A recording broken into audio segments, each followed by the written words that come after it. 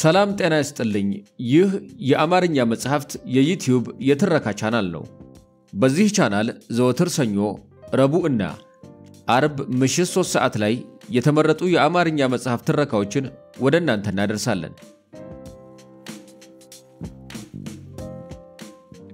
በዛሬው የትረካ ሰዓታችን የሶስት ደራሲያንን ስራዎች እናቀርባለን። በቀዳሚነት ስብሐት ገብረ እግዚአብሔር ሽፍቶችና መሪዎች ከተሰኘው መጽሐፍ ውስጥ ስለ ቾክቬራ የጻፈውን ጡም ወግ አቅርበን ኃይለ ጊዮርጊስ ማሞ ከጻፈው ሰው ከተሰኘው መጽሐፍ ውስጥ ደግሞ የቀዳማዊ ናፖሊዮን ቦናፓርቲን ታሪክ በማስከተል ከየካቲት መጽሔት ከ1973 ዓ.ም የግንቦት እትም ውስጥ በዶክተር ኤርሚያስ ዳኘ የተጻፈውን አልበርት አንስታይን ታላቁ ሳይንቲስት የተሰኘውን መጣጥፍ በማቅረብ ትረካችንን እንቋጫለን። ሶስቱም ግለ ታሪኮች ዓለምን ያስደነቁ የዝነኛ ሰዎች የህይወት ታሪክ ነውና በርካታ ቁም ነገሮችን ስለምታተርፉበት እስከ ትረካው ማብቂያ ድረስ አብራችሁን ቆዩ። ትረካውን ማድመጥ ሲጀምሩ ቪዲዮ ላይክ ማድረግዎን አይርሱ። ቻናላችንን ሰብስክራይብ ካላደረጉ ሰብስክራይብ በማድረግ የቻናላችን ቤተሰብ ይሁኑ።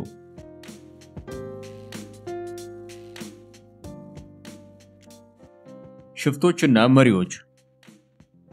መሪዎቹ ወይም በድንቁርና ወይም በክፋት ወይም በራስ ወዳድነት ወይም በሌላ ምክንያት የተነሳ ወደ ነጂዎች ሲለወጡ ህዝቡ መነዳት ስለሚከፋው ከውስጡ ካንጀቱ ሽፍቶችን ያፈልቃል። እነዚህ ሽፍቶች በቀጥታም ሆነ በተዘዋዋሪ በግልጽም ሆነ በስውር ከህዝቡ ሙሉ ድጋፍ ያገኛሉ። ህዝቡ አቀፋቸው ይባላል። ስለዚህም ሰነባብተው ሰውተውና ተሰውተው ያሸንፋሉ። ሽፍቶች ነጂዎቹን ያስወግዳሉ። እፎይ ግልግል።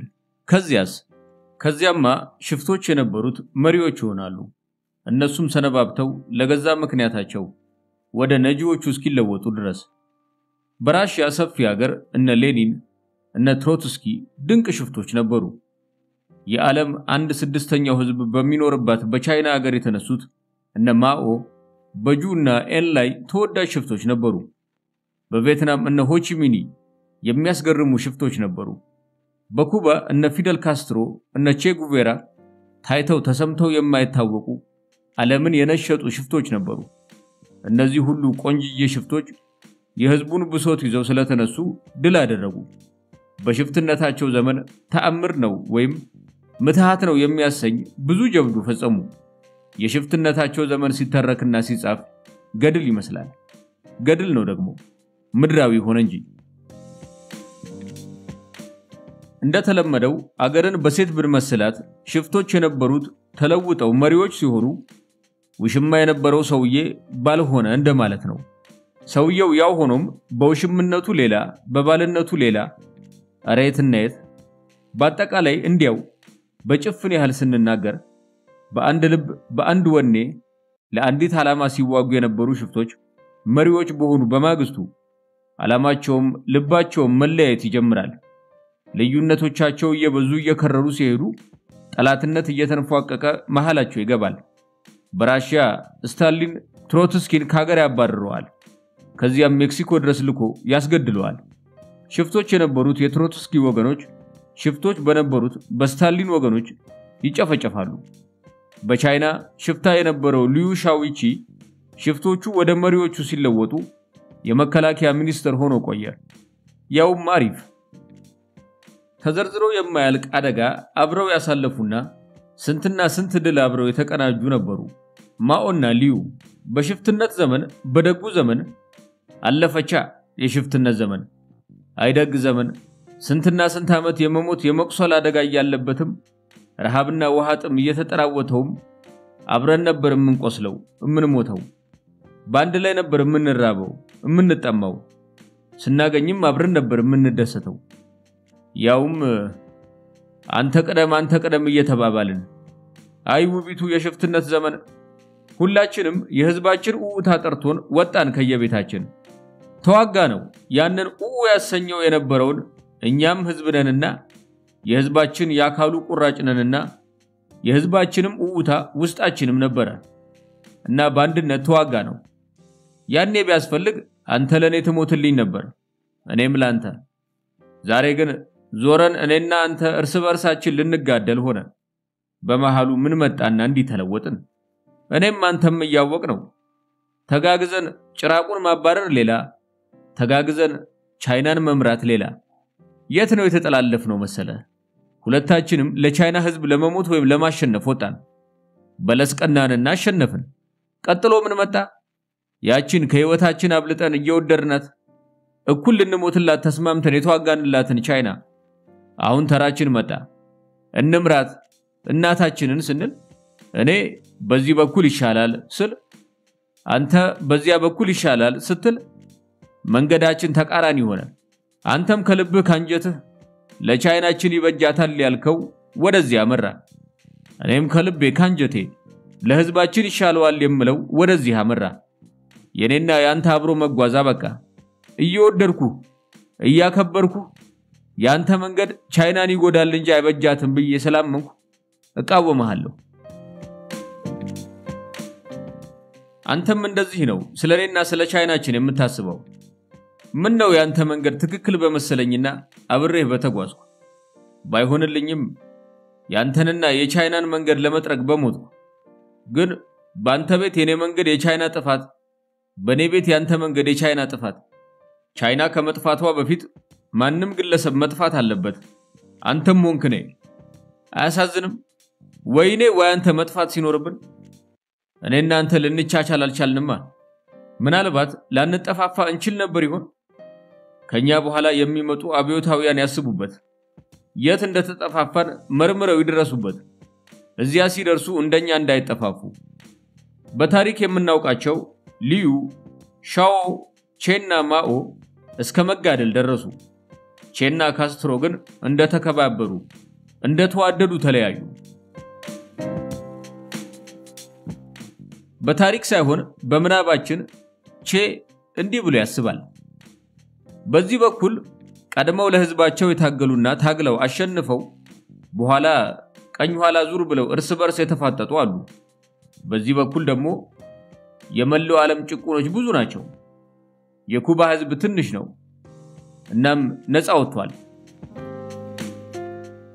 በሚቀጥለው ምዕራፍ እኔና ፊደል እርስ በርስ መጠራጠር መጠንቀቅ መጠማመድ መገዳደል ከሚኖርብን ቀድሜ ውልቅ አለለው ነፃነት የጠማው ህዝብ መቼ ጠፋና ሰው እንደሆነ ያው ሰው ነው የትም ቢኖር ምንም አይነት መልክ ቢኖረው ምንም አይነት እምነት ቢኖረው ስለዚህ ወደ ቦሊቪያ ምናብ ምን ይሳናታል አሁን ደግሞ ፊደል ካስትሮን እንሆናለን በምናብ ጸጋ ያስባል ፊደል ያየዋል ቼ የጤና ጥበቃ ሚኒስትርም ሆኖ ኩባን ሲመራ የኢንዱስትሪ ሚኒስትርም ሆኖ ሲያገለግል ገና ይሄ ሰውዬ እዚህ ከመምጣቱ በፊት እኛን ነፃ ከማውጣቱ በፊት በሶስት ሌላ አገር ውስጥ ተዋግቷል አስሙን በአንድ እጁ ያስታመመ ጠላት ላይ በሌላ እጁ እየተኮሰ ተኩሱ ጋብ ሲል ቁስለኞችን እያከመ ያን ሁሉ ጀብዱና ከሞት መፋጠጥ ለምዶ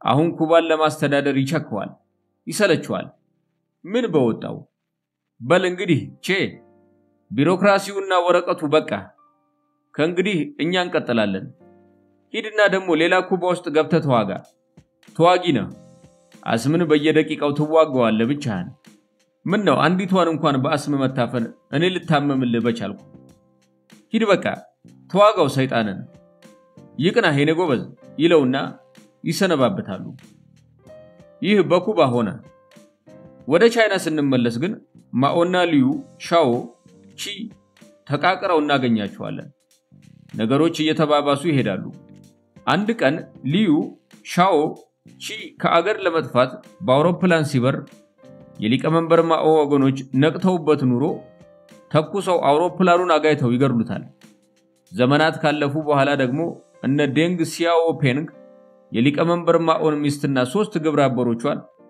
አራት ወንበዴዎች ጋንግ ኦፍ ፎር ብለው በይፋና በብዙ ልፈፋ አዋርደው ያቀርቧቸዋል መንግስት በአንድ መልኩ የህዝቡ ጠባቂ ነው በውጪ ጠላት ይጠብቃል እርስ በርሱ እንዳይባላም ይጠብቃል በሌላ መልኩ ግን መንግስት ምንም ያህል ጥሩ መንግስት ቢሆን አስገዳጅ ኃይል ነው ለዚህም ፖሊሶቹ ፍርድ ቤቶቹ እስር ቤቶቹ ምስክር ናቸው ስለዚህ አንዳንድ ሽፍቶች አሉ ከሽፍትነቱ በኋላ መሪነቱ የማይጠማቸው ከነዚህ እጅግ ዘነኛውና የመላው ዓለም ተራማጆች የሚያመልኩት ጀግናው ቼ ጉቬራ ነው።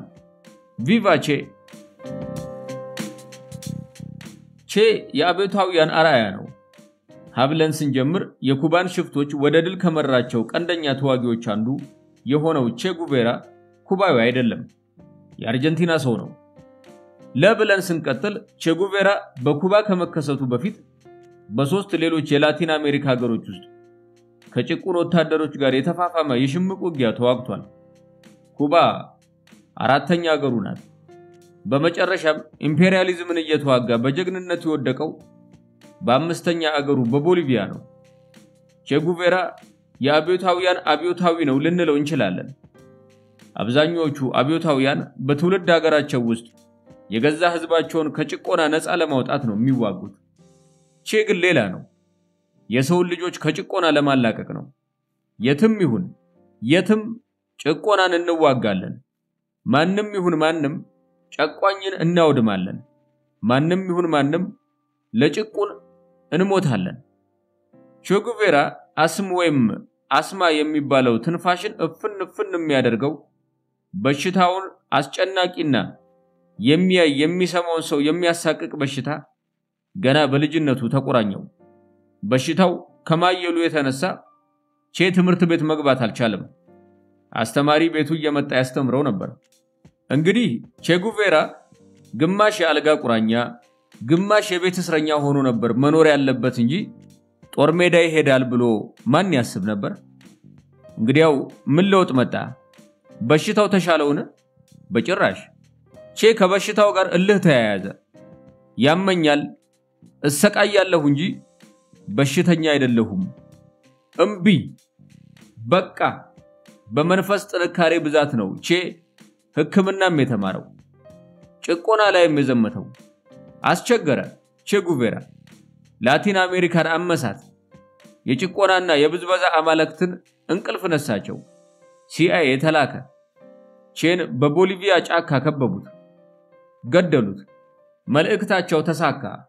ግን ቼ ጉቬራን ገደል ነው ብለው ቢያወሩ ማንም አያምናቸውም፣ ማንም።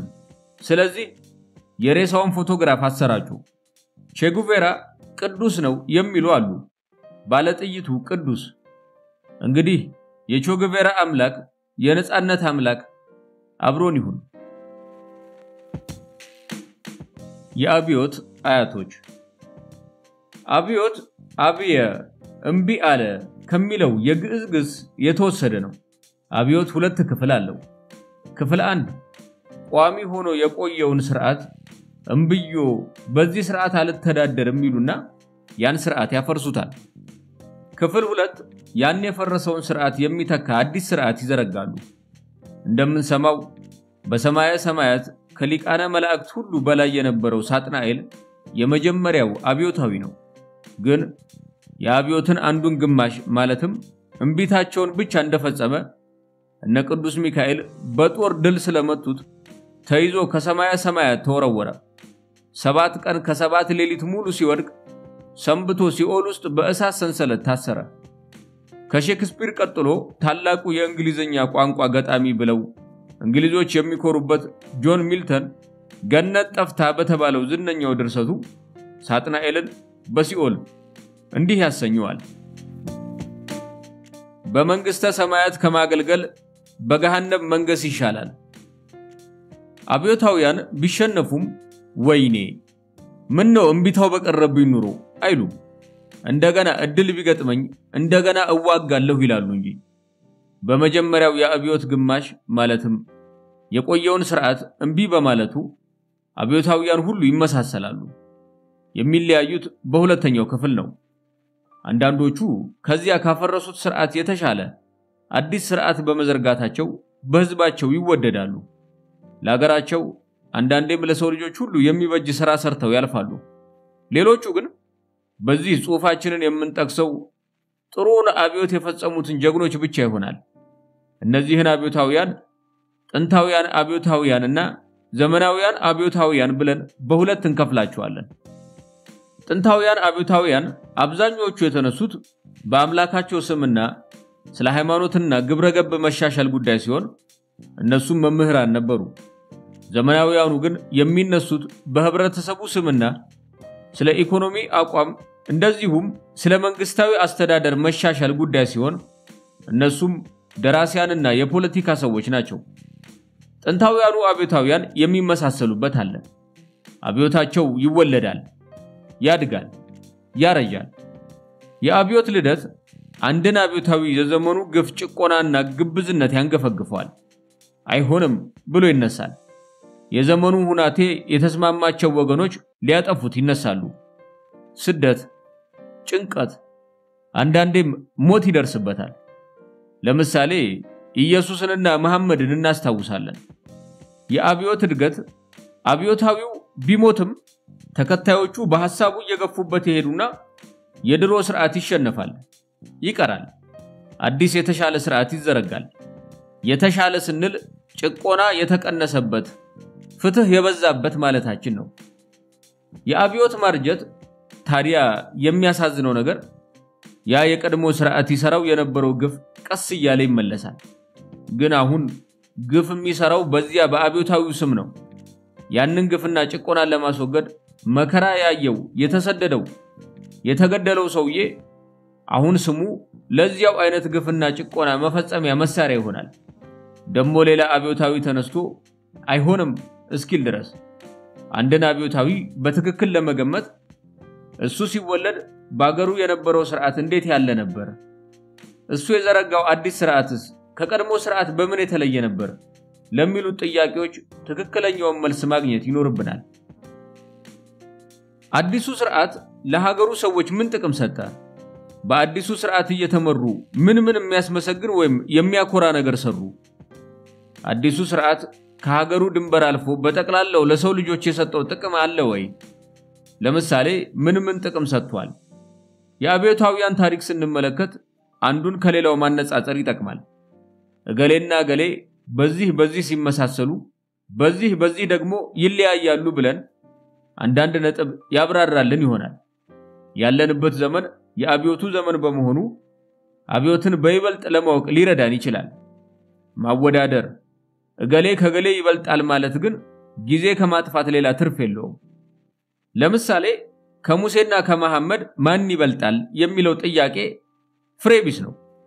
የኖሩበት ዘመን የተለያየ፣ የኖሩበት አገር የተለያየ፣ የተነሱበት ጉዳይ የተለያየ። ታዲያ በምን ልናወዳደራቸው ነው? አብዮት በእስራኤል ከሙሴ እስከ ኢየሱስ። ሙሴ የዛሬ 3200 ዓመት ነገደ እስራኤል በግብጽ በባርነት ሲኖሩ በፈርዖን ቤተ መንግስት እንደ ልዑል ሆኖ ያደገው ሙሴ ሕዝቤን ልቀቅ ሲል ከፈርዖን ጋር ተሟገተ። ምድረ ግብጽ ላይ በተከታታይ 10 ልዩ መዓት አወረደ። በመጨረሻም የምድረ ግብጽን በሙሉ የሰውንም የከብቱንም የባህር ልጅ በአንድ ሌሊት ገደለ። ያን ጊዜ ፈርዖን ሕዝበ እስራኤልን ለቀቃቸው። ከሄዱ በኋላ ግን ቆጨው። ፈርዖን ፈረሰኛውንና ባለሰረገላውን አስከትሎ ሕዝበ እስራኤልን ሊይዛቸው ተከተላቸው። ቀይ ባህር አፋፍ ሲደርሱ ደረሰባቸው። ሙሴ ቀይ ባህርን እንደ መጋረጃ ከፈተው። ሕዝበ እስራኤል ተሻገሩ። የፈርዖን ሰራዊት ተከተለ። የተከፈተው ባህር መሃል ላይ ሲደርስ ግን ሙሴ ባህሩን ወደ ጥንቱ ቦታው መለሰው። ፈርዖን ከነሰራዊቱ ተዋጠ። የሙሴ አብዮት የመጀመሪያ ክፍል በዚህ አለቀ። ሁለተኛው የአብዮቱ ክፍል 40 ዓመት ሙሉ በሲና በረሃ መንከራተትን ይጠይቃል። 40 ዓመት ሲያልቅ ግን ነገደ እስራኤል 10ቱ ቃላትን ተቀብለው ሲያበቁ በስንት ጦርነት ሀገራቸው ገቡ። ዛሬም ከ3200 ዓመት በኋላ እስራኤላውያን የሚኖሩት ሙሴ በሰጣቸው ስርዓት ነው። ክርስትናና እስልምና ከሙሴ የሚቀበሉ ብዙ መሰረታዊ እምነት ስላለ አብዛኛው ኢትዮጵያዊ ቢያውቀውም ባያውቀውም ባስተሳሰብና ባኗኗር የሙሴ የልጅ ልጅ ነው። ኢየሱስ ከላይ እንዳልነው አንድ ታላቅ አብዮታዊ የቀድሞውን ጨቋኝ ስርዓት አፍርሶ የተሻለ አዲስ ስርዓት ዘርግቶ ካለፈ በኋላ በጊዜ ብዛት ያ አዲስ ስርዓት ተራውን ያረጃል፣ ይበሰብሳል። አንዳንድ ወገኖች መጠቀሚያ ያደርጉታል። የሙሴን ስርዓትም ፈሪሳውያንና ሰዱቃውያን የተባሉ ምሁራን ወገኖች ስላበላሹት ኢየሱስ የተባለ መምህር ተነስቶ አዲስ ሥርዓት አስተማረ።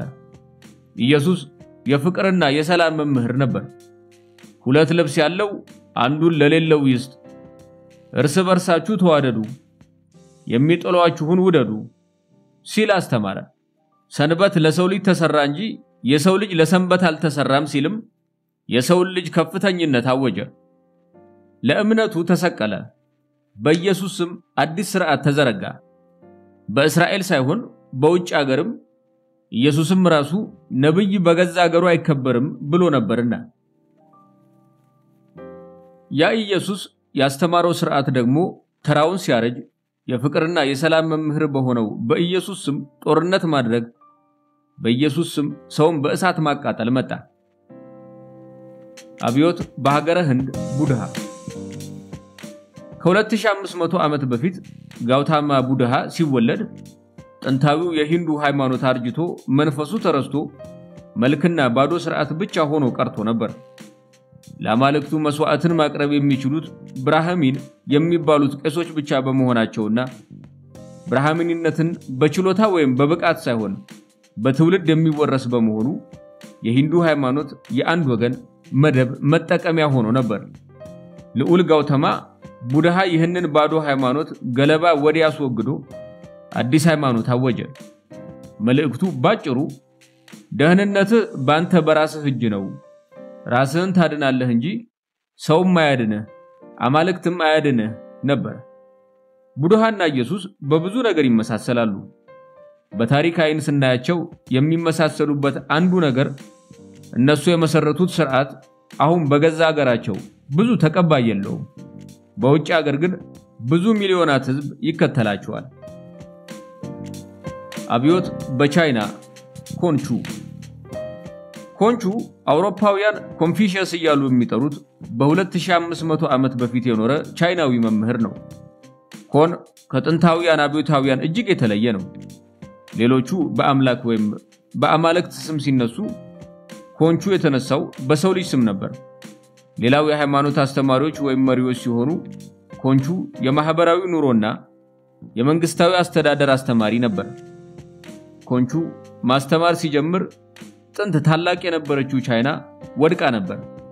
በብዙ ጥቃቅን አገሮች የተከፋፈለች፣ አገሮቹ እርስ በርስ እየተዋጉ የሚከርሙባት፣ ተራው ሰው ጠባቂና መሪ በማጣቱ ለመጣው ሽፍታ እየገበረ በፍርሃትና በጭንቀት ተውጦ የሚኖርባት የወንበዴ አገር ሆና ነበር። መምህር ኮንቹ ወደ ጥንታዊ ሥርዓት እንመለስ እያለ እያስተማረ ከሀገር ሀገር እየዞረ የሀገር አስተዳደርን ጥበብና የማህበራዊ ኑሮን ሥርዓት እየሰበከ እድሜውን ሙሉ አሳለፈ። ከሞተ በኋላ ነው የመምህር ኮንቹ ሐሳቦች ቀስ እያሉ በመላ ቻይና የተሰራጩት። በኮንቹ ሐሳቦች እየተዳደረች ቻይና ወደር የሌለው ስልጣኔ ገነባች። ስልጣኔው አረጀ። የሰው ልጅ መብቶች ተረሱ። በኮንቹ ሐሳቦች ስም የቻይና ህዝብ ይጨቆን ጀመር። ማኦ ዜዱንግና ጓደኞቹ ተነስተው አዲስ አብዮት እስኪያውጁ ድረስ። አብዮት በአረቢ መሐመድ ከመሐመድ በፊት አረቦች 360 ጣዖት የሚያመልኩ እርስ በርስ ሲዋጉ የሚኖሩ ጥቃቅን ጎሳዎች ነበሩ። ነብዩ መሐመድ በአንድ አምላክ የሚያምኑ በህግና በመፋቀር የሚኖሩ አንድ ጠንካራ ህዝብ አደረጋቸው። መሐመድ ለአገሩ ሰዎች በሰላም ጊዜ ግሩም አስተዳዳሪ፣ በጦርነት ጊዜ ጀግና የጦር አዛዥ፣ ከዚያም በላይ ተወዳጅ የሃይማኖት መምህር ነበር። መሰረቱ የመሐመድ አብዮት የሆነው እስላማዊ ስልጣኔ ከዓለም ታላላቅ ስልጣኔዎች አንዱ ነው።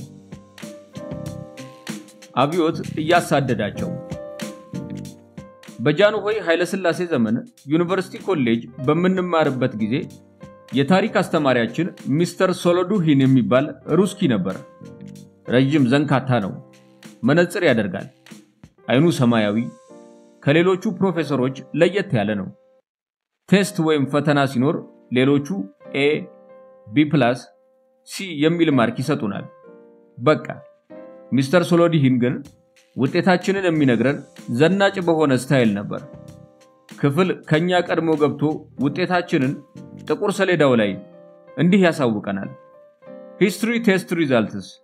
Super genius 5 students, genius 3 students, pass the rest of the students. Failed የሚባል ተማሪ ሚስተር ሶሎዲሂን ክፍል ውስጥ ተመዝግቦ አያውቅም። የመጀመሪያው ዓመት የመጨረሻው ፈተና 7 ጥያቄዎች ነበሩት። የምችላቸውን 2 ጥያቄዎች ብቻ መለስኩ። 5ቱ አቃተኝ። ወረቀቴን አስረከብኩ። ውጤቱ ሲሰጠን ፈተና ወረቀቴ ላይ በቀይ ጂኒየስ ተጽፏል። ሰውየው ተሳስቷል ብዬ ቢሮ ሄድኩ። በፋውንቴን ፔን እንደ ሐኪም መርፌ ቀለም የሚመጥ ሲጽፍ ነበር። አቋርጦ ቁጭ በል አለኝ እና ፋውንቴን ፔኑን ሊከድን ሲል ሳተው። ሰዓሊነ ቅድስት ለካ ድንቅየው የታሪክ መምህራችን አንድ አይና ኑሯል። በኋላ ደጋግሜ ሳስብበት በጉርምስና ዓመታት በፍቅር ምክንያት በጩቤ ሲፋለም አይኑ ፈሶ ይሆን ወይስ ባጉል ሰዓት ተራ አክሲደንት ያልታሰበ አደጋ ደርሶበት? ለማንኛውም ውጤቴ ፌልድ ሊሆን ሲገባው ጂኒየስ ብለኸኛል አልኩት። አንዱን ብቻ መልሰ ቢሆን ኖሮ ምድብህ እዚያ ጂኒየስ ውስጥ ነበር። ምንም እንዳልገባኝ ፊቴ ላይ አይቶ አስረዳኝ። ያንዱን ጥያቄ መልስ አንብቤ ታሪክ የሚባለው የዕውቀት ዘርፍ ምን እንደሆነ በሚገባ የጨበጥክ መሆኑን ተገነዘብኩ። 4 ጥያቄ መልሰ ቢሆን ኖሮ ሱፐር ጂኒየስ ነበርክ። ከተማሪዎቹ 120 የምንሆን ከክፍል ውጪ ስናገኘው የከበብነው ቆመን ከታሪክ ጋር የተያያዘ ወይም ጭራሹኑ የማይገናኝ ጥያቄ እየጠየቅነው ስለ ህይወት፣ ስለ ስነ ጽሑፍ ሊትሬቸር፣ በተለይም ስለ ራሺያ ስነ ጽሑፍ፣ እጅግ በጣም በተለይም ስለ ባለቅኔው አሌክሳንደር ፑሽኪን ሲያወራልን አፋችንን ከፍተን እናዳምጠው ነበር። ቲፎዞቹ ነበርን ለማለት ይቻላል። እጅጉን ሀገር ወዳድ ነው። ራሺያን የሚያክል ሀገርና ህዝብ የለም። ጀንትልሜን ይለናል። Compared to Pushkin, Shakespeare is a babbling baby. ከፑሽኪን ጋር ሲነጻጸር ሼክስፒር የሚንተባተብ ህፃን ነው ለማለት። በብዛት የሚጠቅሰው ግን ሼክስፒርን ነው። ሀገር ወዳድ ብቻም አይደለም። ሚስተር ሶሎዲሂን የድሮ ሰው ነው።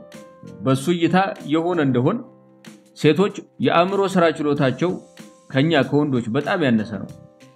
አንድ ቀን ከበነው ስናወጋ 100 ሜትር በሚሆን ርቀት የክፍላችንን ልጅ ፍኖትን ስታልፋየናል እና ሚስተር ሶሎዲሂን I'm sorry gentlemen አለን።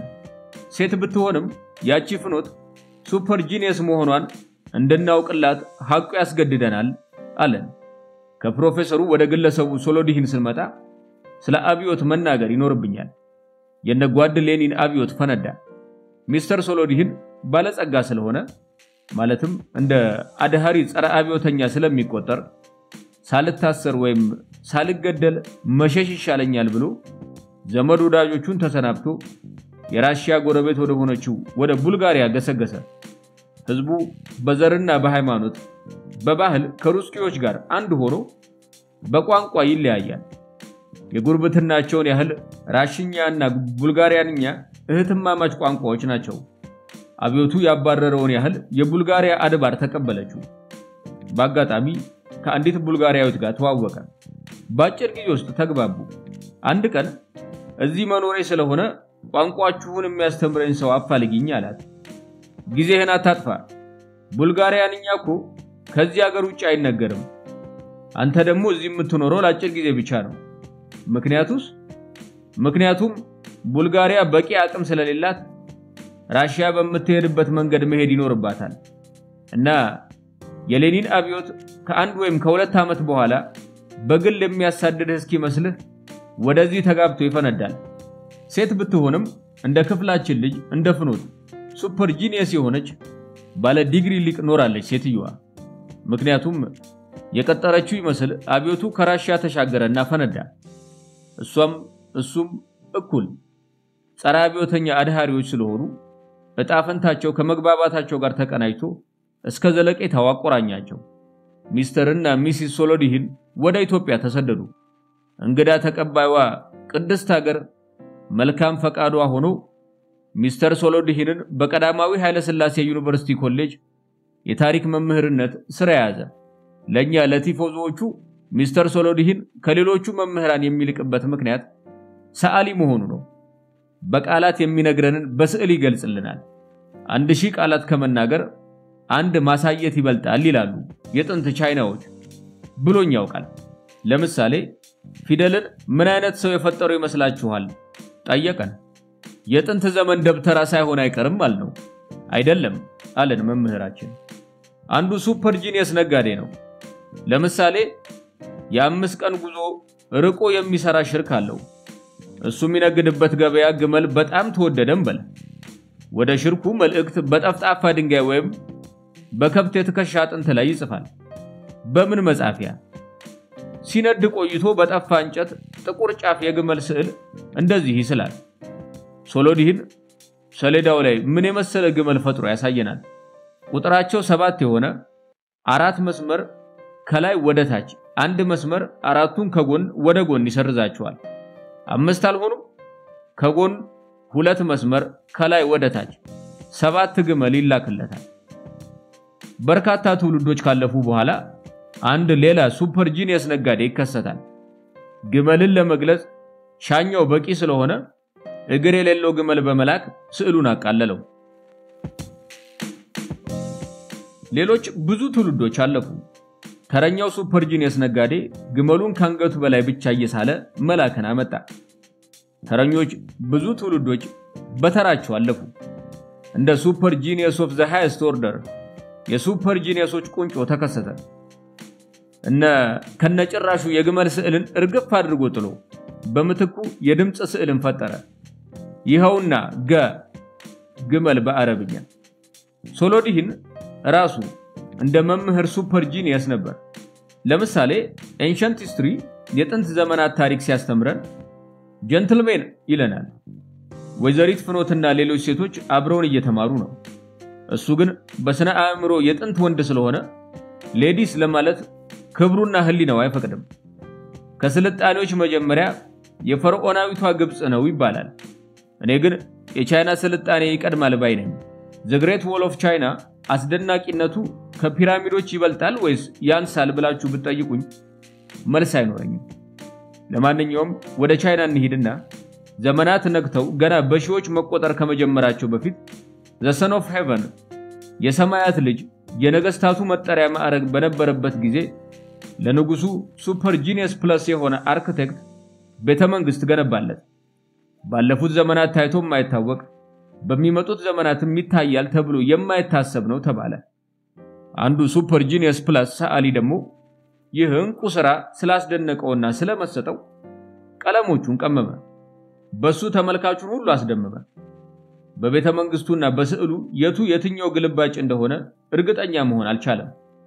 የሰማያት ልጅ እንደ እሳተ ገሞራ ተቆጣ።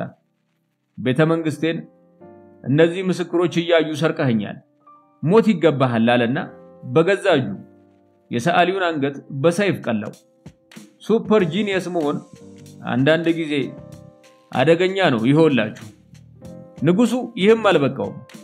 አርኪቴክቱን አንተ ደግሞ ሌላ ይህን ያህል የሚያስደምም ህንጻ እንዳትገነባ ተፈርዶብሃል ብሎ አይኑን አስፈሰሰው። ብዙ ምዕታት ዓመታት አለፉ። ይቀጥላል ሶሎዲህን። በሰሜን ህንድ አግራይ በምትባል ከተማ ንጉሠ ነገሥት ሻሃ ጃሃን ከሚስቶቹም ከቁባቶቹም አብልጦ የሚያፈቅራት ሙንታዝ 14ኛ ልጅ ስትወልድለት ሞተች። የሱን ሐዘንና የሷን ውበት የሚገልጽ መስጊድ አሳነጸ። እዚያ ተቀበረች። ምናልባት ያንን ያህል የሚያምር ህንጻ ተሰርቶ አያውቅም ይባላል። ጥንታዊው ዓለም ከተስማማባቸው 7 ወንደርስ ኦፍ ዘ ወርልድ አንዱ ታጅ መሃል ይባላል። አቴንስ ውስጥ የሚገኘው አክሮፖሊስ ቤተመቅደስ ውበቱ ከታጅ መሃል ሳይበልጥ አይቀርም የሚሉም አሉ።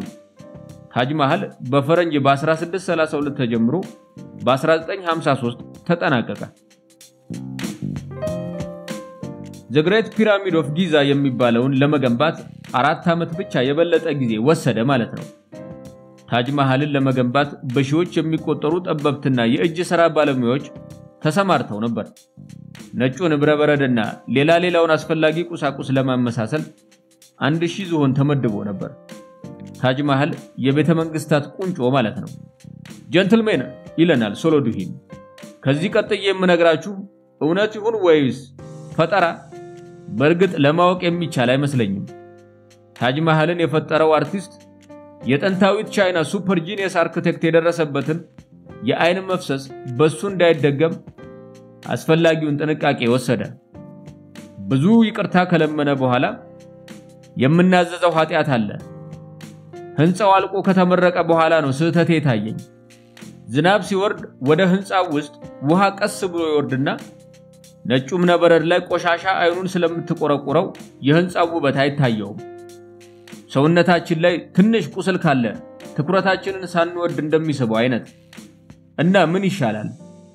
ውሃው ወደ ውስጥ እንዳይፈስ ወጥቼ ዝናብ እየተደበደብ ውሃውን በእጄ ወደ ውጪ እንዲፈስ መረዋለሁ።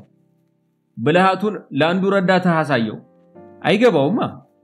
አንተ ስትሞትስ ከዚያ በፊት ራሱን የቻለ ብልሃት ይመጣልኝ ይሆናል። ንጉሱ ሳይወድ ተስማማ። ክረምቶቹ እየመጡ ሲሄዱ ከለታት አንድ ቀን አርኪቴክቱ ሞተ። ክረምት መጣ። ንጉሱ ቢጠበቅ ያ የተፈራው ውሃ አልገባም።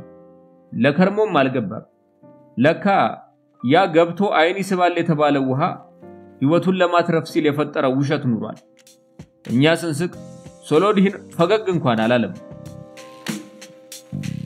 አብዮቱ ይህችን ቅድስት ሀገርም ደፍሮ ሊፈነዳ ሲል ውድ መምህራችን የሚያውቃቸው ጥቂት ምልክቶች ገና ብቅ ማለት ሲጀምሩ ሚስተር ኤንድ ሚሲስ ሶሎዲን ወደ አውስትራሊያ በረሩ። ሁልጊዜም በባዕድ ሀገር ባይተዋርሶ ሆኖ የኖረው ውድ መምህራችንን ለመሰናበት እድል አላጋጠመንም።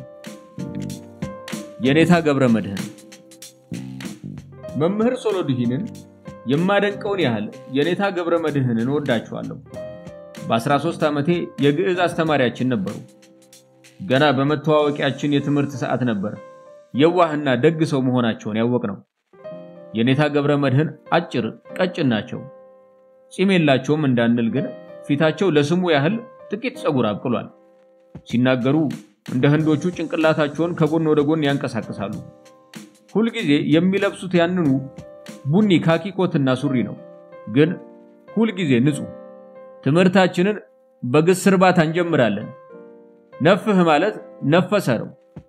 እንግዲህ በአማርኛ ነፈሰ ይነፍሳል፣ ይነፍስ ዘንድ ይንፈስ ብለን እንደምናራባ በግዕዝ ነፍህ ይነፍህ ይንፋ ይንፉ እንላለን። ሁለት ጊዜ ይንፉ ሲሉ እኛ በአማርኛ ሰማናቸውና በሳቅ ፈነዳን። እሳቸው ግን ሳቃችንን የሰሙት አይመስሉም። አልተቆጡንም፣ ፈገግም አላሉም። ሰሌዳው ላይ እየጻፉ እርባታውን በሌላ ገጽ ሲያሳዩን ዘርህ ማለት ዘራ ነው፣ ስናራባው ዘርህ ይበረሃ ይብራህ ይብራህ ይሆናል እያሉ ቀጠሉ። በሚቀጥለው ቀን ሲያስተምሩን ሰሌዳው ላይ መጻፍ ገና ከመጀመራቸው አንዱ የኔታ ነፍህ አልገባኝም አላቸው። አንገታቸውን እያቀለሰለሱ ቀላል ነው ምን ያቅታል አሉት። ነፍህ ይነፍህ ይንፋ ይንፉ ሲሉ እኛ በሳቅ ፈነዳን። አሃ ይንፉህን ነው የፈለከው በሊንፉ አሉትና እኛ የባሰውን ጮኸን ስንስቅ አልተቆጡንም፣ ፈገግም አላሉ። እሳቸው ትምህርታቸውን ማናችንም ብንከተል ማናችንም ችላ ብንለው የሚያስተውሉ አይመስሉም። አንዳንድ ቀን እርስ በእርሳችን እንኳን ለመደማመጥ እስኪያቅተን ድረስ ሁካታውን ስናበዛ የኔታ ገብረ መድህን ወደኛ ዞረው አንገታቸውን እያቀለሰለሱ በዚያው ረጋ ባለ ሰማያዊ ድምጻቸው ኢትዮጵያ እናንተን አፈራች ዝንጀሮዎች ብለውን ወደ ሰሌዳቸው ይመለሳሉ። ጩኸት ጫጫታው ከዚያም ከባሰ ግን ጠመኔውን ያስቀምጣሉ። ወደኛ ሳያዩ በዚህ ጩኸት ማስተማር አልችልም ብለው ይወጣሉ። ሁለት ሶስት ተማሪዎች ተከትሏቸው ወተው በጣም ይቅርታ የኔታ ሁለተኛ እንንጫጫም ይሄው ክፍሉ ጸጥ ብሏል ሲሏቸው ወይም አምነውን ወይም ይቅር ብለውን ተመልሰው ይገባሉ። እኛን ግን ተቆጥተውን አያውቁም። አረማናችንንም ገላምጦን አያውቁም። ፈተና መጣ። የኔታ ገብረ መድህን የጥያቄ ወረቀቶቹን አደሉና እንዳንኮራረጅ በዝግታ እየተዘዋወሩ ይጠብቃሉ። ደንብ ስለሆነ የፈተና ውጤት አማርኛ እንግሊዘኛ 200 ማርክ አለው ሂሳብ ሳይንስ ታሪክ 150 አለው ሌሎቹ የትምህርት አይነቶች 150 ግዕዝ ግን 25 ማርክ ብቻ ያለው ስለሆነ በአጠቃላዩ የክፍል ማለፍ ጉዳይ ያን ያህልም አያሳስበንም ለማንኛውም አንዱ የሚያውቀውን መልስ ሁሉ ከጻፈ በኋላ እጁን አውጥቶ የኔታን ጠራቸው ያንዱን ጥያቄ መልስ በጣቱ ያሳያቸው በሹክሹክታ ይሄ ልክ ነው ብሎ ጠየቃቸው እሳቸው እዚህ ጋር አንድ ቃል ዘለሃል አሉት የኔታ ገብረ መድህን ይህን ያህል የዋህ ነበሩ በእድሜ ከበሰልኩ በኋላ አንድ አረብኛ አባባል ሰማው ለንጹህ ልብ ሰው ሁሉ ንጹህ ነው ስለ የኔታ ገብረ መድህን የነገረኝ መሰለኝ ቴዎድሮስ ጽጌ የሚባል የክፍላችን ልጅ አታምኑኝም አለኝ የኔታ ገብረ መድህን በዮሐንስ ቤተክርስቲያን ቁልቁለቱን ሲሄዱ አየኋቸው ቫዮሊን ይዘዋል ቫዮሊን መጫወታቸውን እንደዚያ ሰማያዊ ሰው መሆናቸው ፈጣሪው ጸጋውን አብዝቶ የለገሳቸው ቢሆኑ ነው ላለው ግን ትውት ሰው ስለሆኑ በሆነ አጋጣሚ ለባለ ቫዮሊኑ ሰው ተልከው ቢሆንስ ከሰው ጋር ኑር ቢሉኝና ምርጫዬ በተአምር ሊሳካልኝ ቢችል ከየኔታ ገብረ መድህን ጋር እኖራለሁ እና ቫዮሊናቸው እንደ ጠባያቸው ሰላም ይሰጠኛል ምርቃት አንድ አምስት አዛውንት ዘና ብለው ይጫወታሉ አንዳቸው እሳቸውማ እንደ ተራሰው አይደሉም ሲሉ ነበር ጆሮዬን ጣል አድርጌ በጸጥታ ማዳመጥ የጀመርኩት በግብረ ስጋ አይደለም እኮ የተወለዱት አንተ ደግሞ ታዲያ በምን ሊወለዱ ኑሯል እሱ ነው የሚገርማችሁ የጸሎት ቅዳሴ ስነ ስርዓት እየተካሄደ ነው አንድ ሰው ባልታወቀ ምክንያት የግብረ ስጋ ምኞት እንደ እሳት ስላቃጠለው ቀስ ብሎ በስውር ከኪሱ ማህረቡን አውጥቶ ዘሩን ማዕበሉ እንዳለፈለት ቀስ ብሎ ማህረቡን ወለሉ ላይ ጣለው ከዚያስ አሉ እንደኔ ተመሰጡ ሰውዬ እየተቻኮሉ በዚያች ደቂቃ አንዲቷ ኮረዳ የወር አበባዋ ድንገት ሲወርድና ማህረቡ ሲወርቅ ስታየው እኩል እፍረቷን ለመደበቅ ማህረቡን አንስታ ደፈነች ማህረቡ ላይ የፈሰሰው አባለዘር ግብረ ስጋ ሳትፈጽም ባለ ማህረቡ ማን እንደሆነም ሳትለይ ያረገዘች እውነት እኮ ነው ጃል ያለ ግብረ ስጋ ወለደች እሱም ኃጢያት የሌለበት ህይወት ኖረ ጨዋታው በዚህ አዝማሚያ ሲቀጥል እኔ ለራሴ ስለ የኔታ ገብረ መድህን የሚያወሩ አይመስልም ብዬ ያሰብኩ ጆሮዬን ለሌላ ጭውውት አነጣጠርኩ ሌላ ስራ ያስኩና ነው እንጂ ምናልባት ስኬታማ ጆሮ ጠቢ ሊወጣኝ ይችል ነበር እላለሁ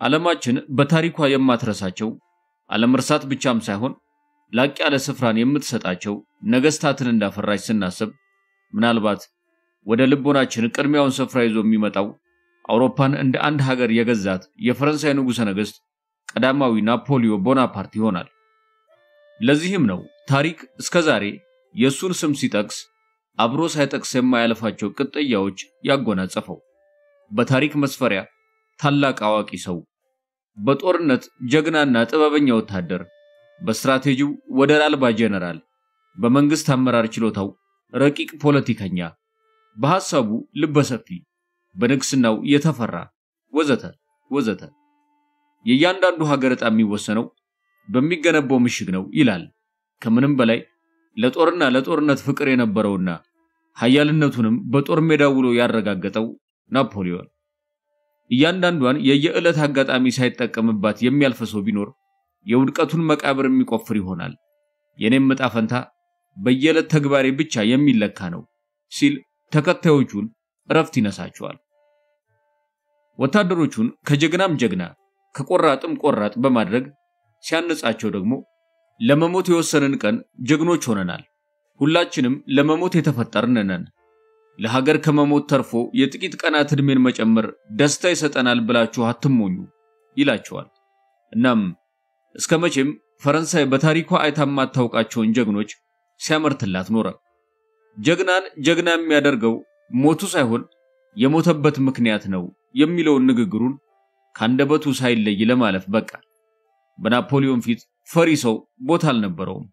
በጦር ሜዳ መፍራቱ የተነገረበት ወታደር በፊቱ አስቀርቦ ከገደለው በኋላ በዙሪያው ወደ ቆሙት ዞረና ይህንን ፈሪ ሰው ሞት ወሰደው እንጂ ናፖሊዮን አልገደለውም። ጀግና ሰው ሰዓቱ ካልደረሰች በቀር ሞትም አይወስደውም፣ ንጉስም አይገድለውም አላቸው።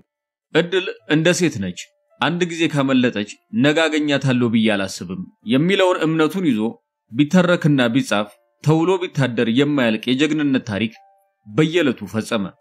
ናፖሊዮን ከጀግንነቱ፣ ከተዋጊነቱ፣ ከቆራጥነቱ ባሻገር ምን አይነት ሰብዕና እንደነበረው የተለያዩ የታሪክ ጸሐፍት እንደገባቸውና እንደተረዱት ያሰፈሩለትን ለመረመረ ታታሪ ሰው ቢያንስ የገዢ ልብ በጭንቅላቱ ውስጥ ሊሆን ይገባል ሲል የተናገረውን ፈጽሞ አይዘነጋም። ናፖሊዮን ቦናፓርት አያቾ በምትባል የካርስ ግዛት ተወለደ። ካርስ ከሜዲትራኒያን ደሴቶች አንዷ ነበረች። ስለዚህም በውልደት ናፖሊዮን ቦናፓርት ፈረንሳዊ አይደለም ይላሉ። ነገር ግን በጄኖዋ ትዕዛዝ ለፈረንሳይ ወታደር ይሆን ዘንድ ተሸጠ። አባቱ ሻርል ቦናፓርት፣ እናቱ ደግሞ ለቲቲያ ራምሊኖ ይባላሉ። ወላጆቹ ከናፖሊዮን ጋር 8 ልጆች የወለዱ ሲሆን እነሱም ወንድሞቹ ጆሴፍ፣ ሉሲያን፣ ሌዊ፣ ጀሮም፣ እህቶቹ ደግሞ ኤሊሳ፣ ፓሊንና ካሮሊን ይባላሉ። ናፖሊዮን ገና በለጋነት እድሜው በብሪዮን ወይም ፈረንሳይ ወታደራዊ ትምህርቱን መከታተል ጀመረ። በተለይም በዚህ አካዳሚ ውስጥ ተለይቶ የሚታወቅበት ችሎታው የሂሳብ፣ የታሪክና የጂኦግራፊ ዕውቀቱ ነበር። እንደ አውሮፓውያን አቆጣጠር በ1783 የፈረንሳይ ወታደራዊ አካዳሚ ባወጣው የትምህርት ዕድል ተጠቅሞ ወደዚያው በመግባት ለ2 ዓመት ያህል ትምህርቱን ከተከታተለ በኋላ ምክትል የመቶ አለቅነት ማዕረግ አግኝቶ ተመረቀ። ናፖሊዮን ከአካዳሚው ሲወጣ ለጥቂት ዓመታት በውትድርና አገልግሎ የሻምበልነት ማዕረግ አገኘ። በወቅቱ ቱለን የተባለችው ሀገር ከእንግሊዝ ቅኝ ግዛት ነፃ ለመውጣት የሸፈተች ሀገር መሆኗ ለሱ እንደ ዕድል ሆነና የጀግንነት ስራውን ይገልጥባት ዘንድ ወደዚያው ተላከ። ቱለን በወቅቱ የፈረንሳይን እርዳታ ፈላጊነቷን በግልጽ ማሳወቋ ደግሞ ጦርነቱን የቀና ያደረገው። ናፖሊዮን ሻምበልነቱን በመድፈኛ ውስጥ ነበር። በመድፋት ተኳኩሱ ጭፍሮቹን በማዘዝና በመምራት ታላቅ ጀብድ በመፈጸሙ ወደ ጄኔራልነት ማዕረግ ለመድረስ የዚያ ጦርነት ትዕይንት ብቻ በቂው ሆነ። የናፖሊዮንን ታሪክ በመረመሩ የተለያዩ ዘጋቢዎች ምልከታ አንዳንዱ እውነታ መሆኑ ባያጠራጥርም አንዳንዱ ደግሞ ልብ ወለድ ይመስላል። ለሁለተኛው አስተያየት የታሪክ ምሁራን የሚሰጡት ምላሽ የናፖሊዮንን ታሪክ በሚገባ የተመራመረና ያጠና ሰው ቢሆን የዚያ ጀግና ታሪክ አንድም ገድል የሚመስል ነገር አለው ለማለት መሰረት እንደማይኖረው በቀላሉ መረዳት ይችል ነበር የሚል ነው። የናፖሊዮንን ገድል መተረክ ከመጀመሪያ በፊት ይህ አስደናቂ ሰው እስከዛሬ ማንም ሊደርስበት ያልቻለው ከፍታ ላይ ለመቆም እንዴት እንደበቃ የዚያን ዘመኗ ፈረንሳይ ትገኝበት የነበረውን እውነታ በቅድሚያ ማወቅ ይጠቅማል እላለሁ። በፈረንሳይ በ1742 እንደ አውሮፓውያን አቆጣጠር በተነሳው የህዝብ አመጽ ምክንያት የመጀመሪያው የሪፐብሊክ መንግስት ለመቋቋም ችሎ ነበር። የመንግስቱንም ስልጣን በህዝቡ ስም ሆነው በተከታታይነት የያዙት እንዳንቶ፣ ሮቤስ፣ ፒየር እና ባራስ ነበሩ። እነዚህ ሰዎች የመንግስትን ስልጣን በእጃቸው ለማድረግ እርስ በእርሳቸው ሲጠባጠቡና ህዝቡም ከነሱ ጋር እየተከፋፈለ አብሮ ሲታመስ በወቅቱ ነምሳ፣ እንግሊዝ፣ መስኮብ፣ ስፔን እና ሆላንድ የፈረንሳይን ሀገር ሊወጉ ተነሱ። ስለዚህም ፈረንሳይ በአንድ በኩል በአመጽ እየታወከች በሌላ በኩል ደግሞ የውጪ ጠላት ከሆኑት ከነዚህ ሀገራት ጋር መዋጋት ነበረባት። ከውጪ ጠላት ጋር ይዋጉ የነበሩትን የፈረንሳይ ወታደሮች በአብዛኛው የሚመሩት ወጣት ጀነራሎች ሲሆኑ ከነሱ መካከል አንዱ ናፖሊዮን ነበር። ናፖሊዮን ወደ ታላቅነት ማዕረግ ካሸጋገረው የቱለን ጦርነት መልስ የፈረንሳይ ጦር አዛዥ የነበረውን የጀነራል ቦሃርኔት ሚስት ጆዜፈንን አገባ። ለጥቂት ዓመታትም በፈረንሳይ ፓሪስ ውስጥ ከኖረ በኋላ የፈረንሳይ አብዮት ሲቀጣጠል ፈረንሳይ ጦሯን ወደ ኢጣሊያ ለማዝመት ተዘጋጀች። የጦሩ አጠቃላይ አዛዥ የነበረው ኮሮኔት ናፖሊዮንን ጠርቶ ወደዚያ ለሚዘምተው ጦር አዛዥ አድርጎ ሾመው። እንግዲህ የናፖሊዮን ወደ ኢጣሊያን መዝመትና በፈረንሳይ አብዮት መቀጣጠል ለታላቅነቱ ፈር የቀደደ አጋጣሚን ፈጠረለት። በዚያ ጦርነት ናፖሊዮን ጀግንነቱን የገለጠን ስራን ከመስራቱም በላይ ከዚያ መልስ ወደ ግብጽ ተልኮ በድጋሚ ጀግንነቱን በተግባር አስመሰከረ። ይሁንና ከግብጽ መልስ በፈረንሳይ መንግስት ላይ አመጽን ለማነሳሳት ሞክሯል በሚል ክስ ተመስርቶበት ዘብጥያ ወረደ። ከእስር ከተለቀቀ በኋላ ከውትድርና አገልግሎቱም ሆነ ከማዕረጉ በወቅቱ በመታገዱ ወደ ቱርክ ጦር ውስጥ የመግባት ፍላጎት አድሮበት ነበር። ነገር ግን ይህንን ሐሳቡን ጥሎ ወደ አውስትራሊያ ከሚጓዙ መንገደኞች ጋር ተቀላቅሎ በመሄድ በአዲስ ስራ ለመሰማራት ዝግጅቱን አካሄደ። በዚህ ጊዜ ነበር ከቀድሞ የፈረንሳይ መንግስት ባለስልጣን ፖል ባራስ ጥሪ የቀረበለት። ባራስ በወቅቱ ናፖሊዮን ልብ ውስጥ ተዘርቶ የነበረውን የታላቅነት ምኞት ነፍስ እንደዘራበት ይታመናል። እንደ አውሮፓውያን አቆጣጠር በ1795 ናፖሊዮን ወደ ፖለቲካው ተመልሶ አዲስ አመጽን በፈረንሳይ አነሳሳ። ይህ አመጽ ግን እንደመጀመሪያው የከሸፈ አልነበረም። በወቅቱ ከጀግንነቱ በላይ ጭካኔውን በመግለጥ ወደ ኢጣሊያን በዘመተው ጦር ላይ አዛዥነቱን መልሶ ከእጁ ያስገባው ናፖሊዮን በፈረንሳይም ሆነ በአውሮፓ ኃያልነቱን ወደሚያረጋግጥበት ዙፋን ግስጋሴውን ያዘ። ባንጋፋዎቹ የፈረንሳይ ጀነራሎች በቅድሚያ የጥርጣሬ ቀለበት ውስጥ ቢገባም ነገር ግን በሚያሳየው ቁርጠኝነትና ጀግንነት በቀላሉ ልባቸውን ሊያሸንፍ ቻለ። በተለይም የቄሳርን ዘዴ በመጠቀም በታላላቅ ጦርነት ውስጥ ቀዳሚ ሆኖ በመግባት የሚያሳየው የጦር ሜዳ ጀግንነት የተከታይ ወታደሮቹን ቀልብ በቀላሉ ለመግዛት አስቻለው። በሞንቴኖት፣ መንዶቭ፣ አርኮላ እና ራቮሊ በተሰኙ የጦርነት አውዶች የፈረንሳይን ጦር በመምራት ያሳየው ጀግንነት ወደ አንድ ታላቅ መንበር ግስጋሴ መጀመሩን ያስረገጠ ሆነ። የሰው ልጅ ሁሉ በእግዚአብሔር ዘንድ እኩል ነው። በመካከላችን ያለው ልዩነት የጥበብ የችሎታና የመልካም ምግባር ልዩነት ብቻ ነው በማለት ወታደሮቹ ልዩነታቸውን ዘወትር እንዲያጠቡ ይመክራቸዋል። ታላቅ ምኞቱን አስቀድሞ በተለያዩ ምግባሮቹ የገለጠው ናፖሊዮን ታላቅ ምኞት የታላቅ ምግባር ውጤት ነው። እነሆ ታላቅን ድርጊት ለመከወን ስነሳ ታላላቅ ዓላማዎቼ ከፊቴ ይመሩኝ ነበር አላቸው። ይሄው ምኞቱን በውስጡ ሰንቆ ወደ ፓሪስ ተመለሰ።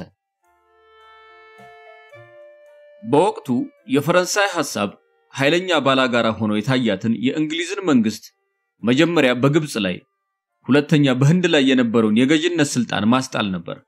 ይህንኑ የፈረንሳይ ሐሳብ ያስፈጽም ዘንድ ደግሞ ወደ ፓሪስ የተመለሰው ናፖሊዮን የፈረንሳይ ጦር አዛዥ ሆኖ ተሾመ። ነገር ግን የእንግሊዝን ጦር ማሸነፍ እንዲህ በቀላሉ የሚቻል አልሆነለትም። በድንገት በእንግሊዝ ላይ ከፍቶት የነበረውን ውጊያ በማቆም ወደ ግብጽ አቀና። ከቱለን ተነስቶ በ1798 ማልታን ከማረከ በኋላ ወደ ግብጽ ማቅናቱ ያለ ምክንያት የተከናወነ አልነበረም። በዚያ ጉዞ በተለይ ከሶሪያ ጦር ጋር ባደረገው ፍልሚያ ያልተጠበቀ ድል ማግኘቱ ለግብጽ ጦር መፍረክረክ ምክንያት ሆነለት። የግብጽን ግዛት በጦርነት ድል አድርጎ ከያዘ በኋላ በወቅቱ ለእንግሊዝና ለጣሊያን ከፍተኛ የኢኮኖሚ ምንጭ የነበረውን መስመር ለመቁረጥ ቻለ። በወቅቱ ወደ ኮሩና ደሴት የሸሸው የእንግሊዝ ጦር የናፖሊዮንን ጦር ከፍተኛ መቋቋም አድርጎበት ነበር። በተለይ የእንግሊዝ ጦር ብርታት በባህር ላይ በመሆኑ በእንግሊዙ አድሚራል ሆራቲዮ ኒልሰን በሚመራው የባህር ኃይል አማካኝነት ፈረንሳይ ተደጋጋሚ ሽንፈት ደርሶባታል። የዚህንም መሰረታዊ ታሪኩን ስንመረምር ናፖሊዮን እንዲህ የተቸገረባት እንግሊዝን ለመውጋት በእቅዱ መጀመሪያ ያሰፈረው ግብጽን መምታት ነበር። ይህም የእንግሊዝ ኃይልና ሀብት የሚገኘው በህንድ ሀገር ስለሆነ በሜዲትራኒያን ባህር ላይ መርከቦች እንዳይተላለፉ ጣቢያዎቹን ቢይዙባት ድል ሊያደርጓት ይቻላል ሲል አስቧል።